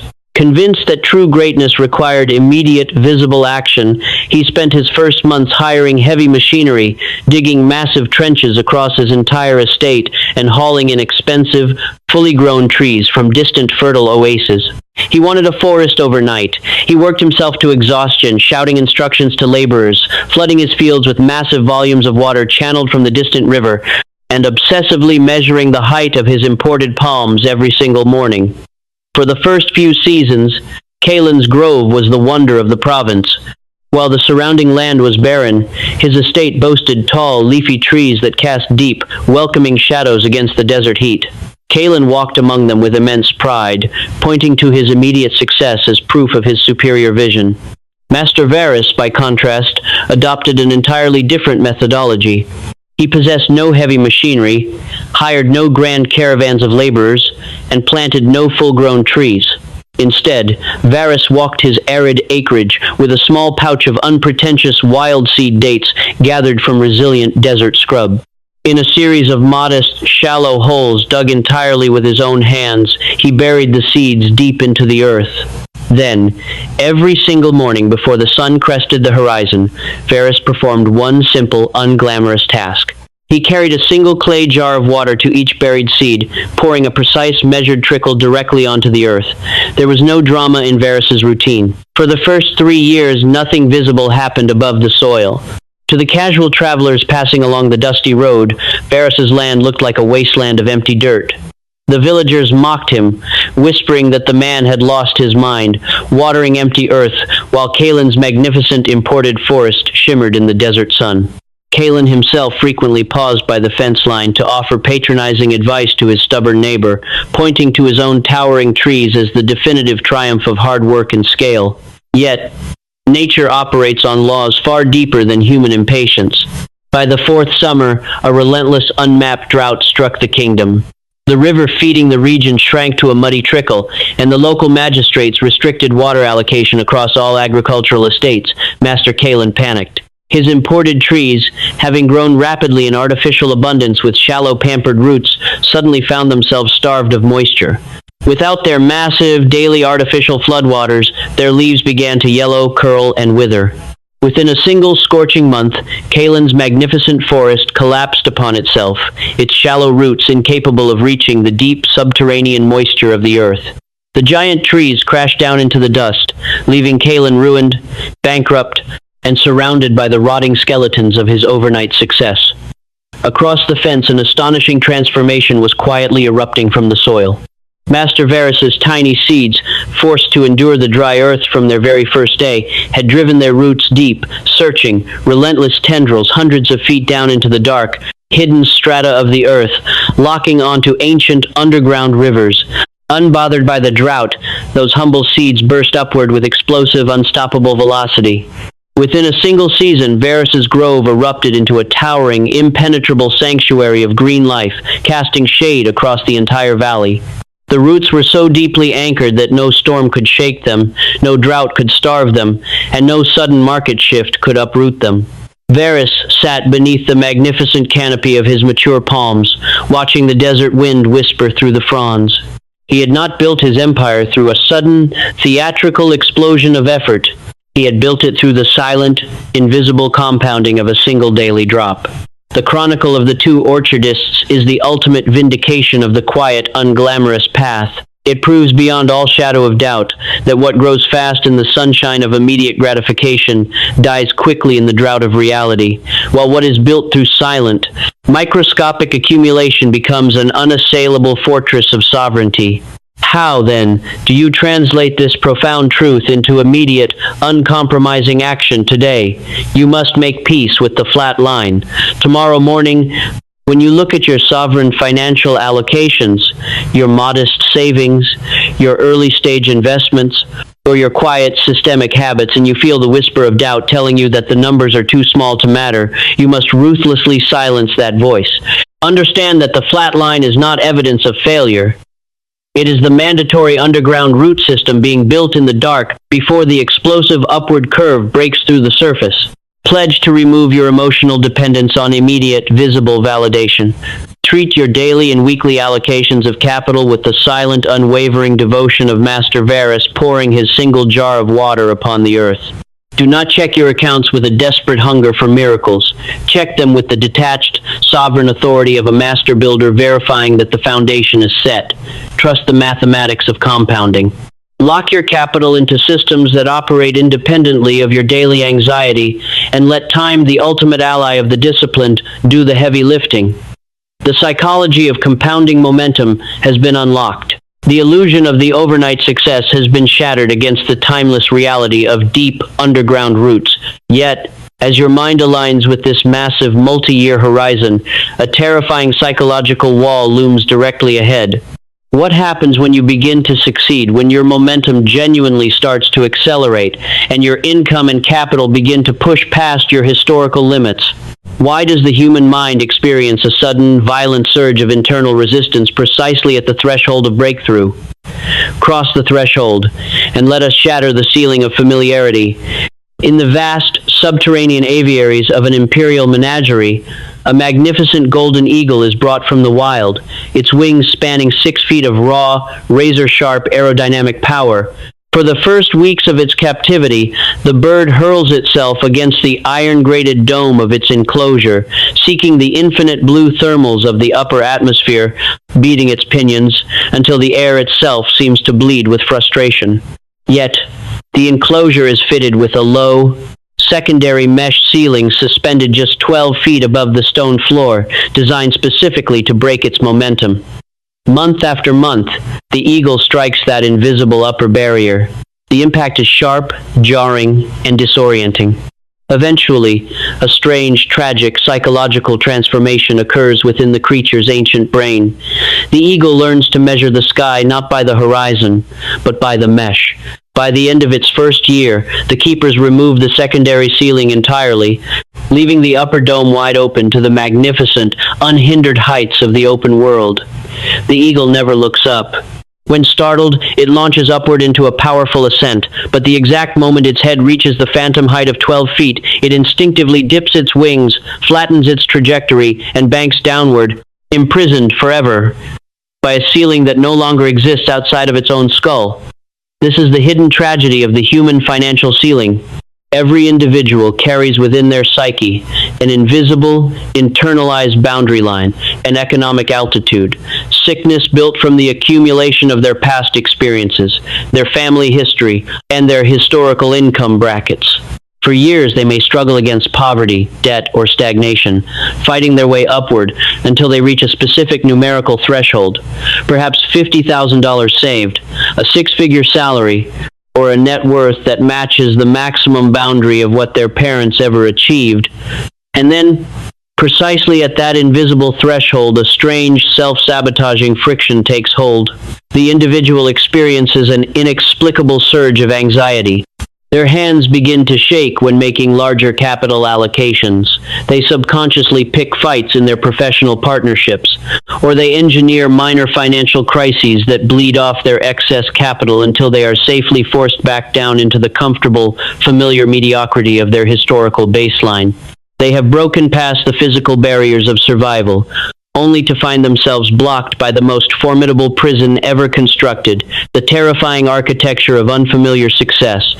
To shatter the ceiling of familiarity, one must subject the psychological mechanics of self-limitation to a rigorous, uncompromising philosophical interrogation.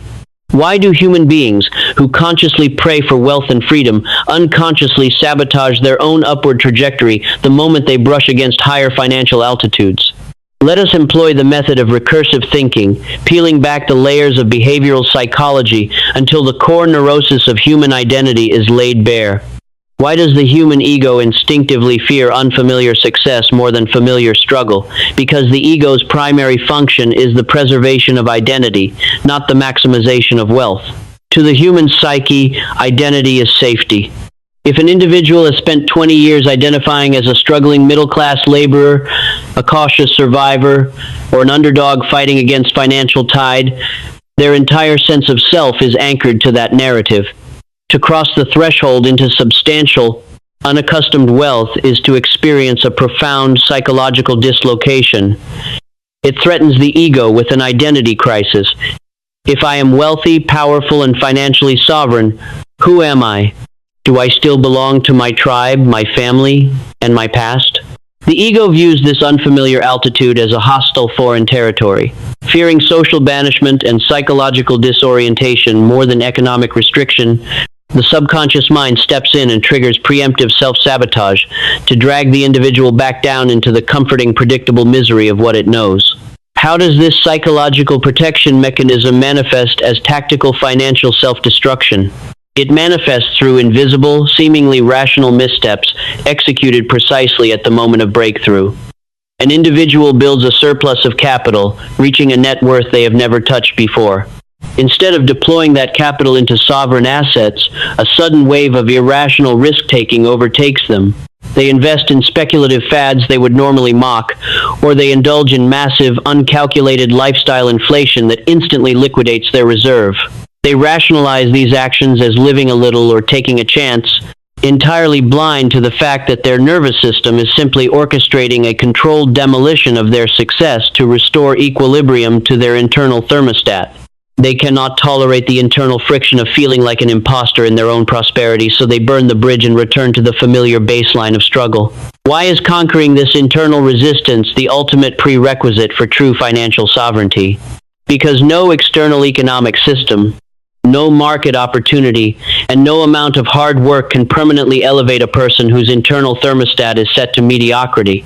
If you increase an individual's income without simultaneously dismantling their internal ceiling of familiarity, the money will flow through their hands like water through a sieve until their external reality matches their internal self-image. Breaking through requires an act of supreme psychological courage, the willingness to endure the profound discomfort of feeling like an imposter, while your reality expands beyond the boundaries of your past. You must learn to sit comfortably in the uncharted air of higher altitudes, letting go of the old identity as a drowning man lets go of a lead weight. The deconstruction reveals a sobering axiom. Your financial altitude is never limited by the economy, your employer, or the size of the market. It is strictly limited by the height of the invisible ceiling you have accepted inside your own mind. In the rugged timberlands of the northern frontier, there lived a legendary logger named Silas, whose strength with a double-bitted axe was the stuff of tavern songs. For 20 years, Silas worked the lower slopes of the great timber mountain, cutting pulpwood for local mills. His life was defined by a harsh, predictable rhythm, hard labor from sunrise to sunset, a modest weekly wage handed over in a greasy leather pouch, and an evening spent in the noisy warmth of the village tavern, complaining about the low price of timber alongside men who shared his exact station. Silas earned just enough to keep his cabin warm, his belly full, and his debts hovering around a permanent, manageable zero. Whenever he managed to save a small surplus of silver, a strange compulsion would seize him. He would purchase an expensive round of drinks for the entire tavern, or his equipment would inexplicably break down, forcing him to spend his savings on immediate repairs. He was trapped in a financial altitude of exactly 50 silver coins. Whenever his reserves touched 50, one disaster or impulse struck, dragging him back down to zero. One autumn, an eccentric timber magnate from the capital, a man who had risen from absolute destitution to command massive commercial logging syndicates across 3 provinces, visited Silas's camp. Observing Silas's incredible raw speed with the axe, the magnate offered him a proposition. Leave the pulpwood slopes, take command of an entire commercial timber harvesting operation in the high plateau, and receive a share of the massive profits generated by the regional trade. The contract offered Silas an annual income 50 times greater than anything he had ever touched in his life. For a fleeting second, Silas felt a thrill of wild, intoxicating ambition. But the very next moment, a wave of cold, paralyzing terror washed over his chest. He looked down at his worn flannel shirt, his calloused hands, and the greasy leather pouch at his belt. An internal voice, the voice of 20 years in the tavern, screamed a silent warning. You don't belong in the high plateau. Rich men are swindlers. If you go up there, you'll fail. Everyone will laugh at you, and you'll lose everything. That night, Silas sat by his hearth and experienced a battle of the soul more violent than any storm he had ever weathered in the forest. His mind conjured 100 reasons to decline the offer. The distance from his friends, the complexity of managing large crews, the fear of taxation, the risk of failure. Every single excuse was a masterpiece of self-deception engineered by an ego terrified of outgrowing its cage. The next morning, Silas looked the magnate in the eye, politely declined the high plateau contract, and returned to the pulpwood slopes. He told himself he was being wise, practical, and grounded. But as he swung his axe into the familiar bark of a pulpwood pine, a bitter tear carved a clean path through the sweat and grime of his cheek. He had looked straight through the open dome of the sky, felt the terror of infinite space, and willingly slammed the invisible cage door back down upon his own head. The Chronicle of Silas is the ultimate mirror for the human condition. It proves that the greatest enemy of your financial sovereignty is not an oppressive economic system or a hostile market. It is your own psychological addiction to the familiar ceiling of your past. How, then, do you translate this profound truth into immediate, uncompromising action today? You must execute a psychological audit of your financial comfort zone. Tomorrow morning, identify the exact financial threshold, whether it is a specific checking account balance, a monthly income ceiling, or a net worth milestone that triggers an internal wave of hesitation, anxiety, or sudden reckless spending in your life. Acknowledge that this threshold is your invisible cage, the 12-foot mesh ceiling of your personal aviario. When you cross that threshold, when your capital or your income begins to push past your historical baseline, you must consciously anticipate the psychological turbulence that follows. Do not panic when the internal voice whispers warnings of imposter syndrome, social alienation, or impending disaster.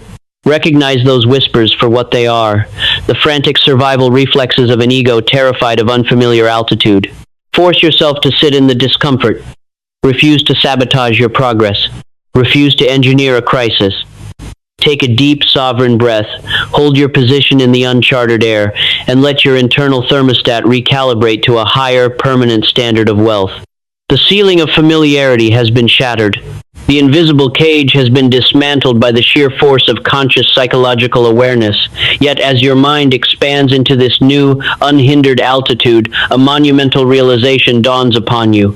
What happens when your internal sovereign identity is fully forged? What does it truly mean to stand untouched by economic chaos, holding absolute command over your destiny?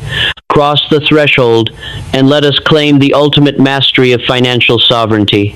Amidst the jagged, foam-whitened cliffs of a desolate northern coast, an ancient lighthouse stands battered by the relentless fury of a winter tempest. Gale-force winds shriek across the dark, churning swells of the ocean, hurling mountains of water against the stone foundations with enough kinetic force to rattle the teeth of anyone standing within leagues. The sky overhead is an oppressive sheet of bruised indigo, torn apart by jagged flashes of lightning that illuminate the chaos for fleeting fractions of a second. To the untrained eye looking out from the shore, the lighthouse is an island of pure vulnerability, a fragile needle of mortar and glass caught in the violent theater of a hostile world. Yet, step inside the thick granite-reinforced walls of that tower, and a breathtaking paradox reveals itself. There is no panic within these ancient stones. The keeper sits at his wooden desk in absolute stillness, the warm golden light of an oil lamp casting long, steady shadows across a leather-bound journal. He hears the roar of the gale, feels the deep, low-frequency tremor of the sea striking the base, but his breathing remains slow, rhythmic, and undisturbed. He is not fighting the storm. He is not wasting his energy screaming at the wind or begging the waves for mercy. He has engineered the tower so that every assault of the elements merely compresses its massive stones tighter together, turning external chaos into structural stability. He commands the light that cuts through the impenetrable dark, guiding distant vessels safely past the jagged teeth of the abyss. This is the living portrait of financial sovereignty. Most human beings move through the economic world like fragile wooden skiffs adrift on an open ocean, at the absolute mercy of every macroeconomic gust, political tremor, and market fluctuation. When inflation rises, they panic. When employment shifts, they tremble. When recessions loom, they cower in terror, viewing themselves as helpless victims of external forces far beyond their control. They are tossed violently back and forth across the waves of circumstance because they have built their lives out of temporary materials and emotional reactions. The sovereign builder, by contrast, operates like the lighthouse. They do not wish away the storms of economic volatility. They expect them, respect them, and build their internal and external architectures to withstand them. When financial panics sweep through the populace, the sovereign does not flinch. While the masses scramble in frantic desperation, the sovereign calmly deploys accumulated capital, turning the chaos of others into the foundation of their own expansion. They have transitioned permanently from being a victim of circumstance to becoming the absolute architect of their own destiny. To step into this rare, elevated state of mastery, one must subject the psychology of control and external dependence to a rigorous, uncompromising philosophical interrogation.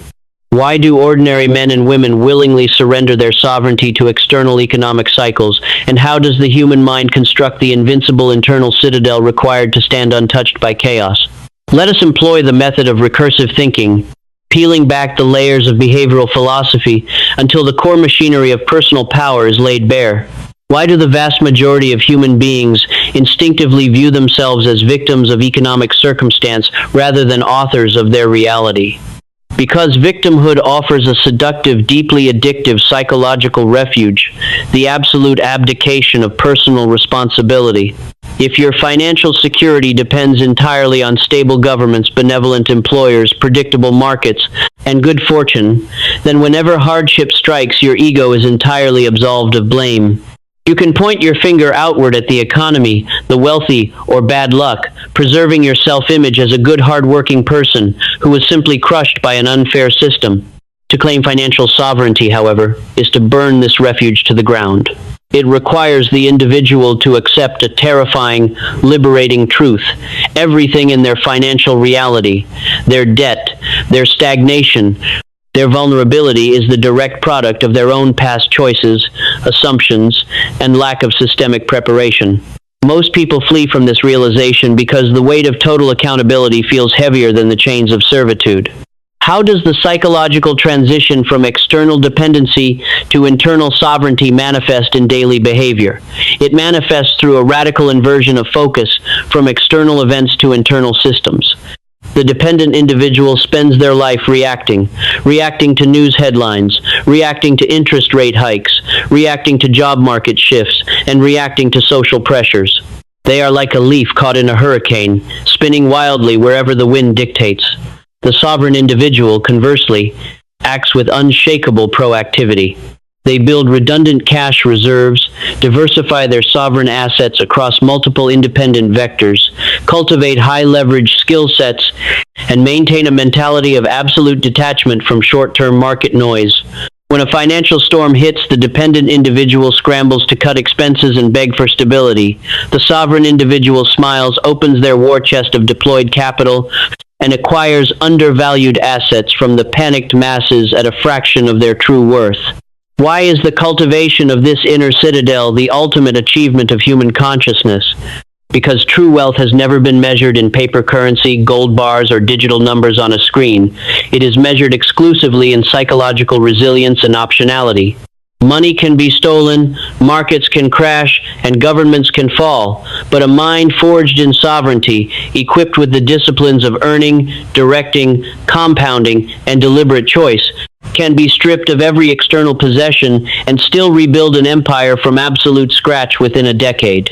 Mastery of financial sovereignty means reaching a state where external chaos no longer diminishes your power, but merely serves as the raw material for your next great ascent.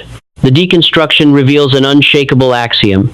You do not achieve financial sovereignty by waiting for the world to become safe, predictable, and fair. You achieve it by building an internal and external citadel so impregnable that the world's chaos becomes completely irrelevant to your survival and growth. In the legendary merchant republic of Venice, during the height of its maritime dominance, there lived a towering figure known simply as Master Nickel, a man whose commercial shipping empire spanned the known world. Nickel's life was not a fairy tale of unblemished ease. It was a masterclass in navigating catastrophic volatility.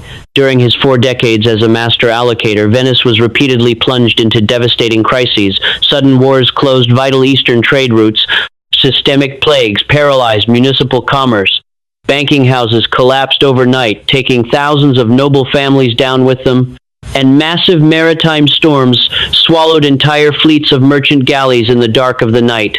Whenever disaster struck, the merchant quarters of the Republic were thrown into scenes of absolute pandemonium. Men screamed in the public squares. Weeping merchants begged the state for bailouts, and noble families who had lived in luxury for centuries found themselves reduced to beggary within a single week, leaping from canal bridges in despair.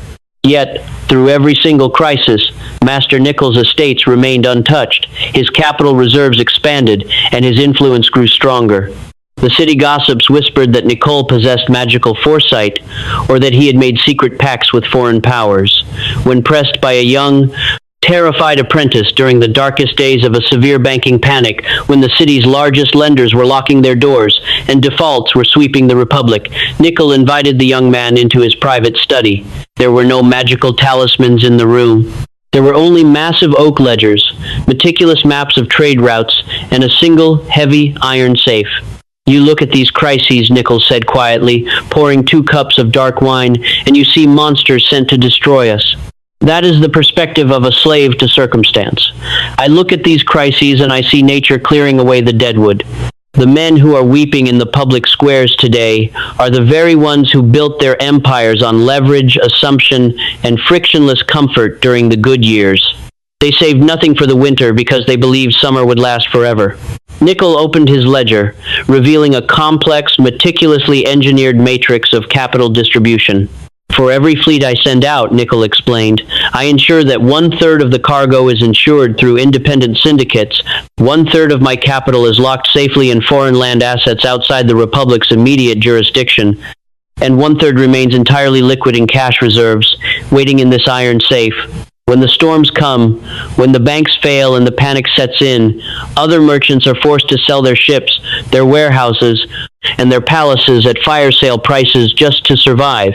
Because I maintained absolute sovereignty and refused to participate in the collective hysteria, I step into the wreckage with my cash reserves and buy their magnificent assets for pennies on the silver coin. The crisis is not my destruction, young man. The crisis is my harvest." The apprentice stared at the ledgers in stunned silence. He realized that Nicol's mastery had nothing to do with luck and everything to do with architecture. Nicol was not a man who avoided storms. He was a master builder who had engineered his entire life to profit from the wind's fury.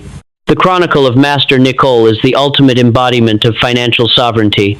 It proves beyond all shadow of doubt that true power belongs not to those who wish for a calm and predictable world, but to those who forge an internal and external citadel capable of devouring chaos and turning it into strength.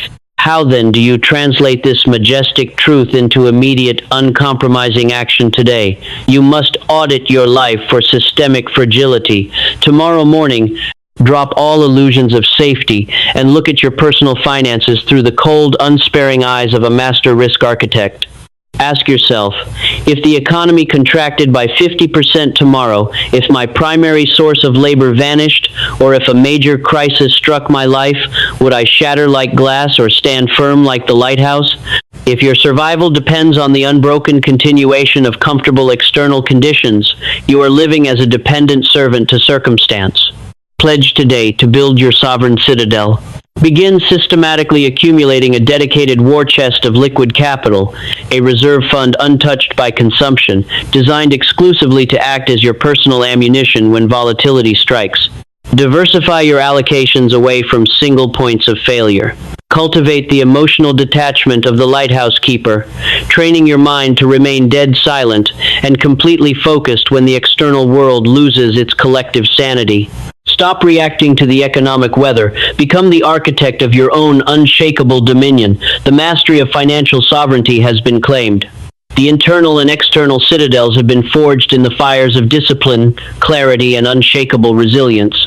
Yet, as you stand upon the highest rampart of your newly erected fortress, looking out across the vast, sweeping horizon of your life, a profound final truth calls out to you. What is the ultimate purpose of this sovereignty? How does a life of absolute financial mastery transform not just your own existence, but echo across generations through the power of legacy? Cross the threshold into the final sanctuary, and let us witness the eternal architecture of the long view. Upon the rugged, wind-scoured promontory of an ancient coastal estate, an old man stands motionless against the fading light of a late autumn dusk. His hands, bearing the deep, weathered lines of a lifetime of deliberate craftsmanship, rest lightly upon the polished stone of a massive seawall built by his ancestors centuries prior.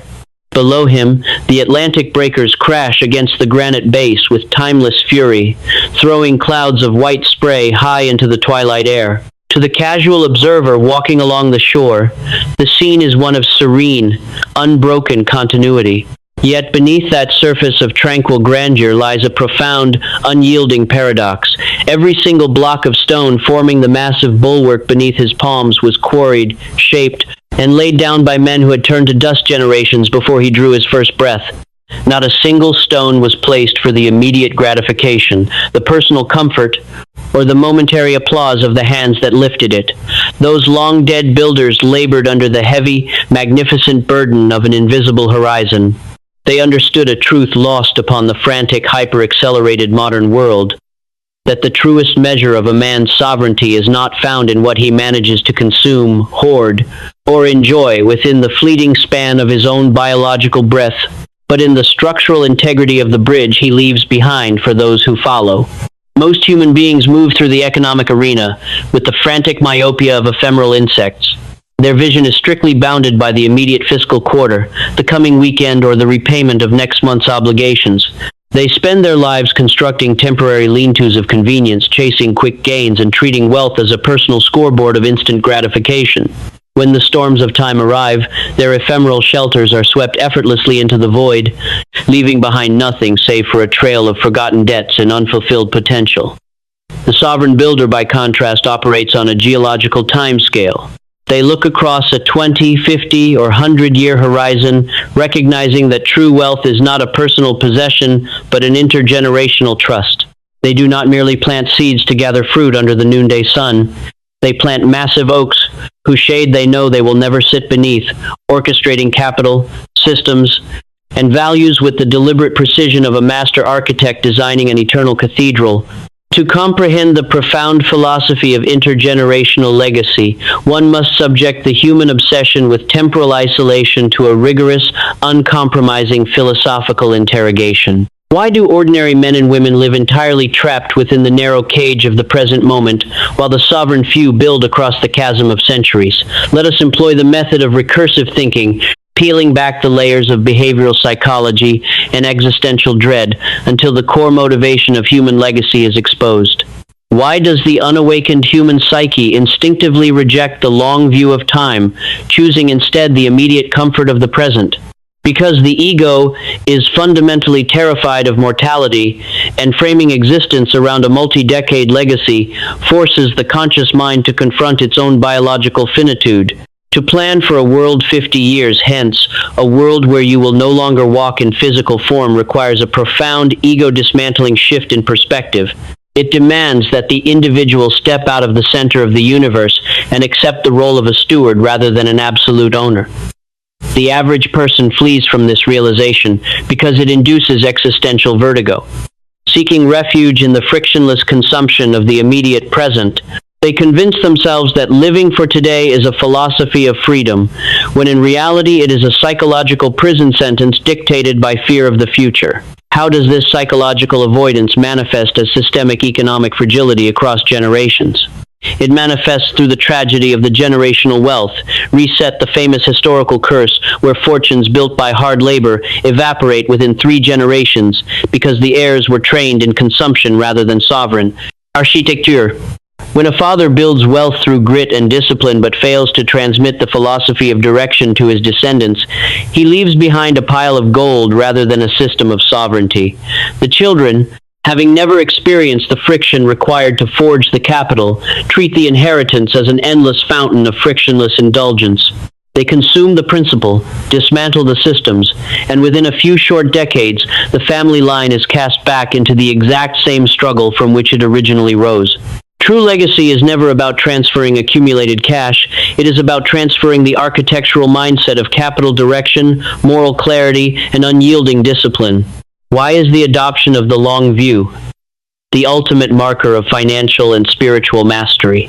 Because when an individual expands their temporal horizon across generations, their entire relationship with risk, temptation, and daily adversity undergoes a miraculous transmutation. Short-term market crashes, temporary economic downturns, and the siren songs of instant gratification lose their hypnotic power. The sovereign builder looks at a financial decision not through the petty lens of, "What will this buy me this year?"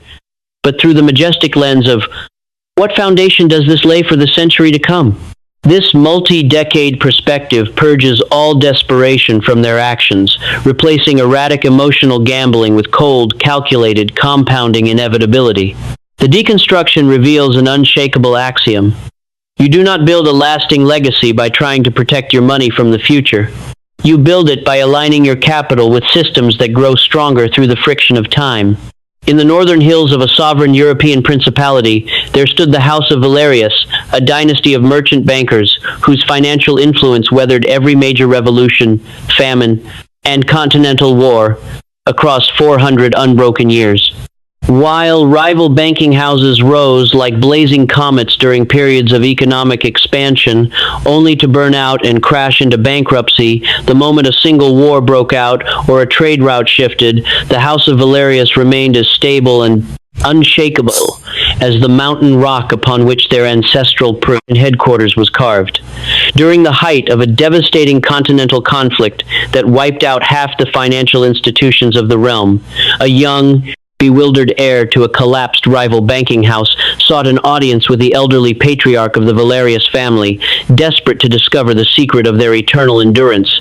The patriarch received the ruined youth not in a palace of decadent luxury, but in a Spartan, stone-vaulted archive room lined with massive leather-bound registers stretching back centuries. You look for a magical formula, a secret market maneuver, or a hidden stash of gold, the patriarch said calmly, pointing to the endless rows of ancient books. There is no secret. There is only the architecture of the 100-year ledger. The patriarch opened an archive volume dated 300 years prior. When my ancestor founded this institution, he did not establish it to make himself rich during his lifetime. He drafted a family charter containing 3 unbreakable laws that every successor was legally and morally bound to uphold, under penalty of total disinheritance. The patriarch read the laws aloud.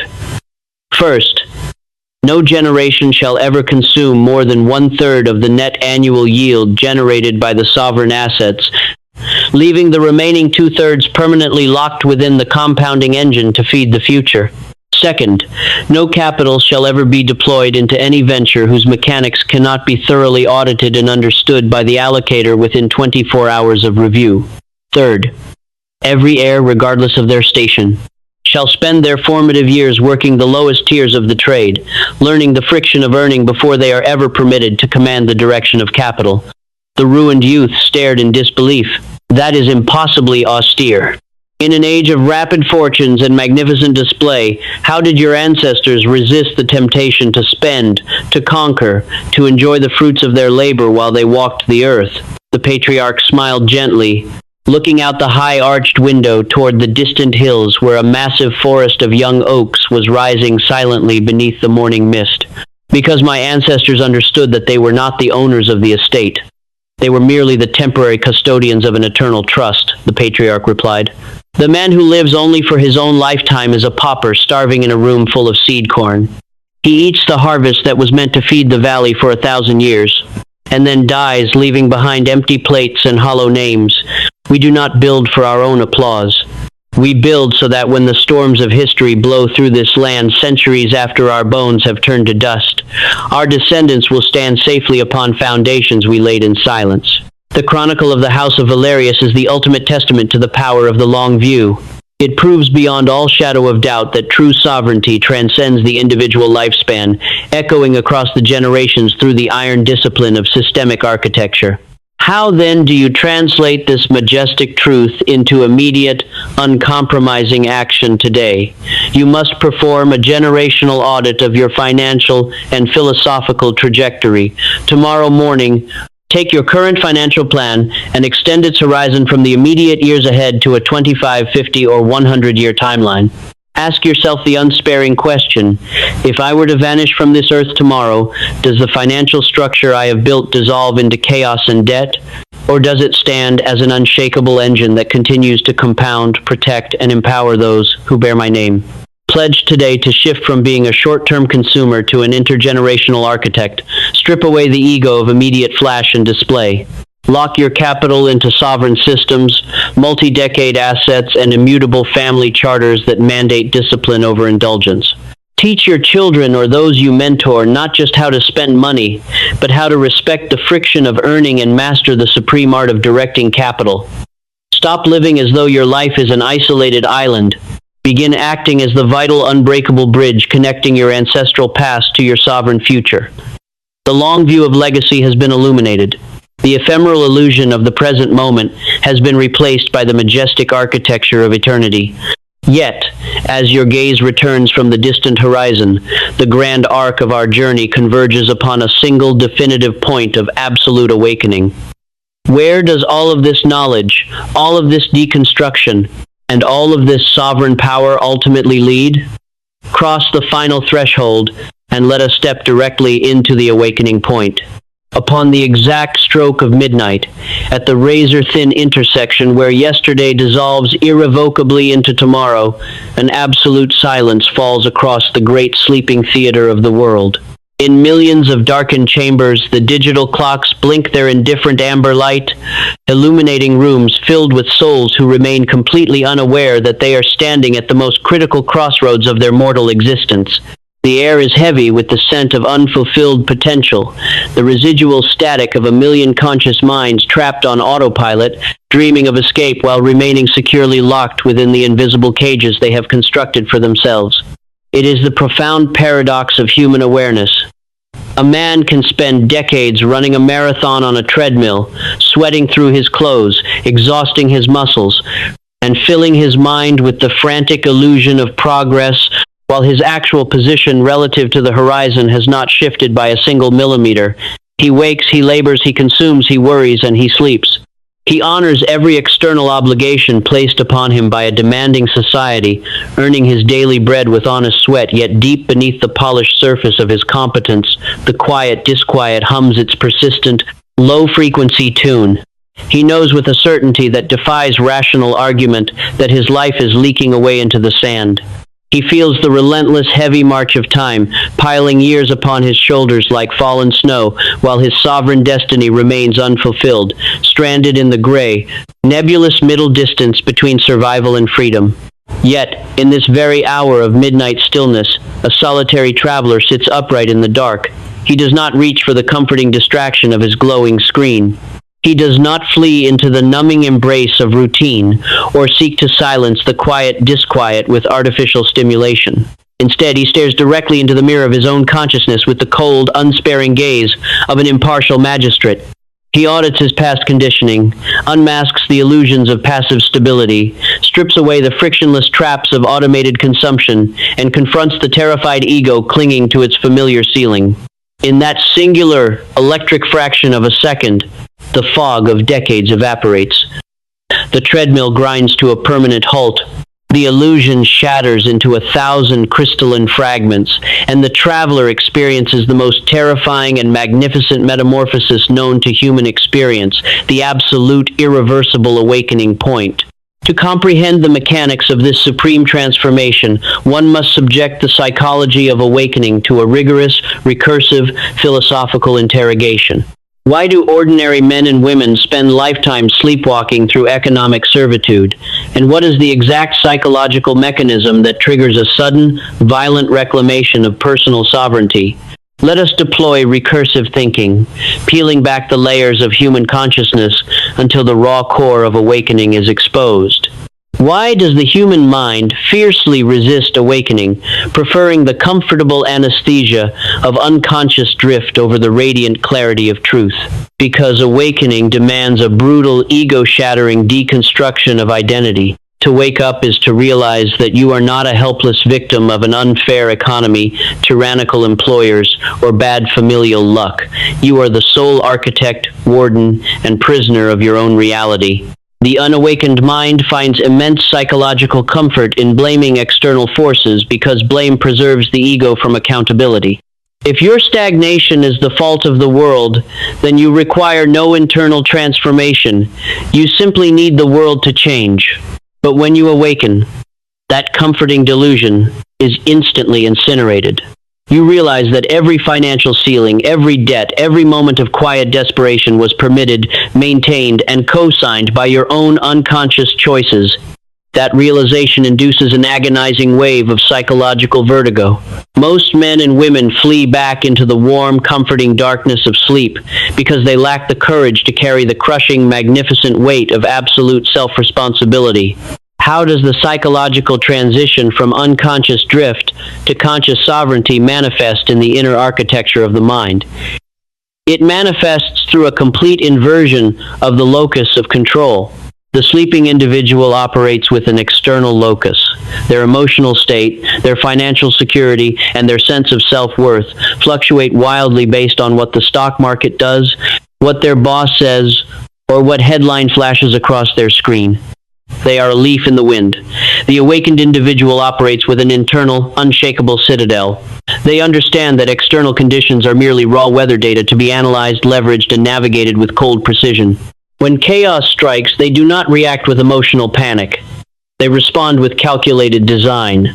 Their thoughts are no longer dictated by inherited cultural conditioning or frictionless social programming. Every mental asset is rigorously examined. Every belief is tested against immutable laws, and every dollar of capital is deployed with sovereign intention. Why is the awakening point not merely an emotional epiphany, but a permanent structural alteration of destiny? Because true awareness is irreversible. Just as an eye that has beheld the blinding brilliance of the noon sun can never again unsee the light in the dark, a consciousness that has pierced the veil of financial illusion can never return to blissful ignorance. Once you recognize that effort without direction is merely elegant imprisonment, once you see that stability is often a slow decay, and once you feel the immense power of compounding capital deployed with sovereign clarity, the old life becomes physically intolerable. You can no longer pretend. You can no longer make excuses. You are permanently ruined for mediocrity.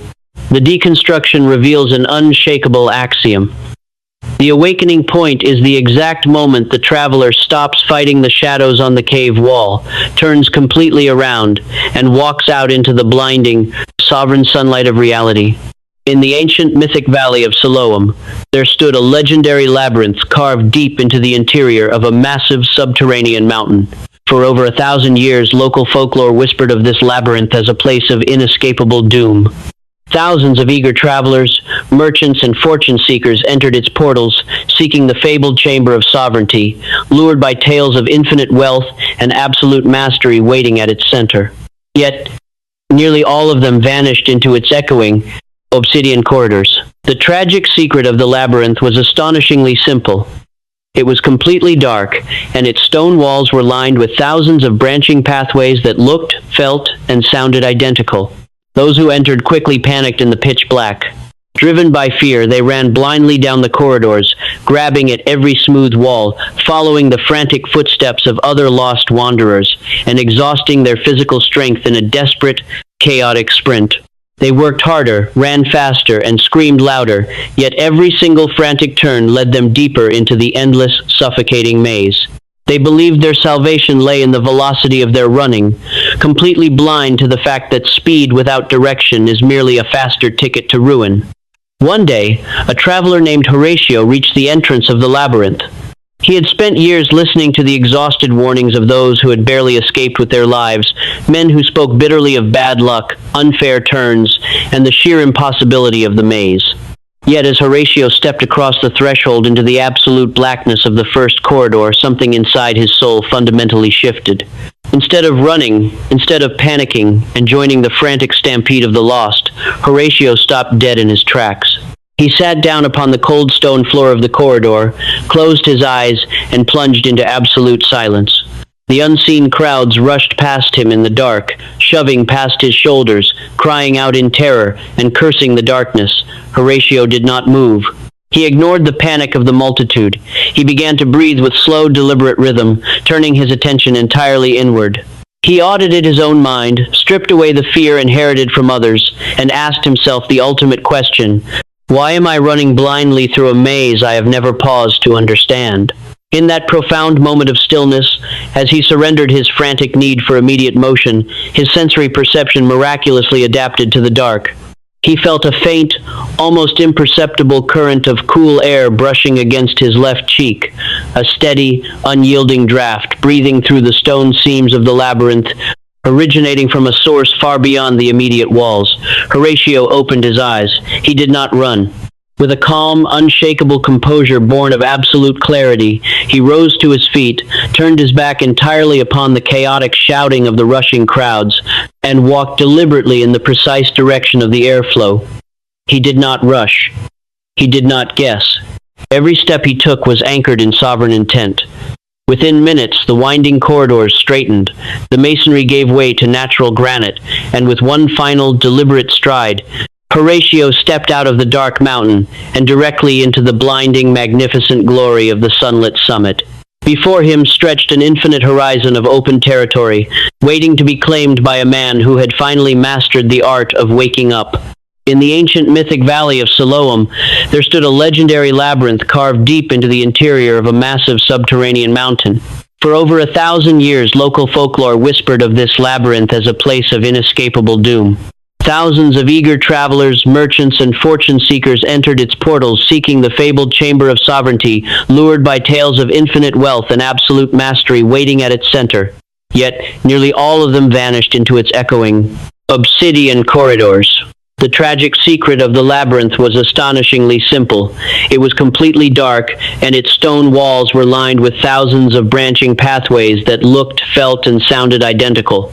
Those who entered quickly panicked in the pitch black. Driven by fear, they ran blindly down the corridors, grabbing at every smooth wall, following the frantic footsteps of other lost wanderers, and exhausting their physical strength in a desperate, chaotic sprint. They worked harder, ran faster, and screamed louder, yet every single frantic turn led them deeper into the endless, suffocating maze. They believed their salvation lay in the velocity of their running, completely blind to the fact that speed without direction is merely a faster ticket to ruin. One day, a traveler named Horatio reached the entrance of the labyrinth. He had spent years listening to the exhausted warnings of those who had barely escaped with their lives, men who spoke bitterly of bad luck, unfair turns, and the sheer impossibility of the maze. Yet as Horatio stepped across the threshold into the absolute blackness of the first corridor, something inside his soul fundamentally shifted. Instead of running, instead of panicking and joining the frantic stampede of the lost, Horatio stopped dead in his tracks. He sat down upon the cold stone floor of the corridor, closed his eyes, and plunged into absolute silence. The unseen crowds rushed past him in the dark, shoving past his shoulders, crying out in terror and cursing the darkness. Horatio did not move. He ignored the panic of the multitude. He began to breathe with slow, deliberate rhythm, turning his attention entirely inward. He audited his own mind, stripped away the fear inherited from others, and asked himself the ultimate question: why am I running blindly through a maze I have never paused to understand? In that profound moment of stillness, as he surrendered his frantic need for immediate motion, his sensory perception miraculously adapted to the dark. He felt a faint, almost imperceptible current of cool air brushing against his left cheek, a steady, unyielding draft breathing through the stone seams of the labyrinth, originating from a source far beyond the immediate walls. Horatio opened his eyes. He did not run.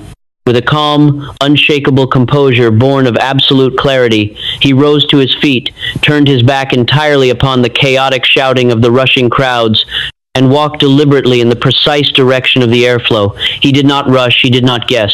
Every step he took was anchored in sovereign intent. Within minutes, the winding corridors straightened, the masonry gave way to natural granite, and with one final deliberate stride, Horatio stepped out of the dark mountain and directly into the blinding, magnificent glory of the sunlit summit. Before him stretched an infinite horizon of open territory, waiting to be claimed by a man who had finally mastered the art of waking up.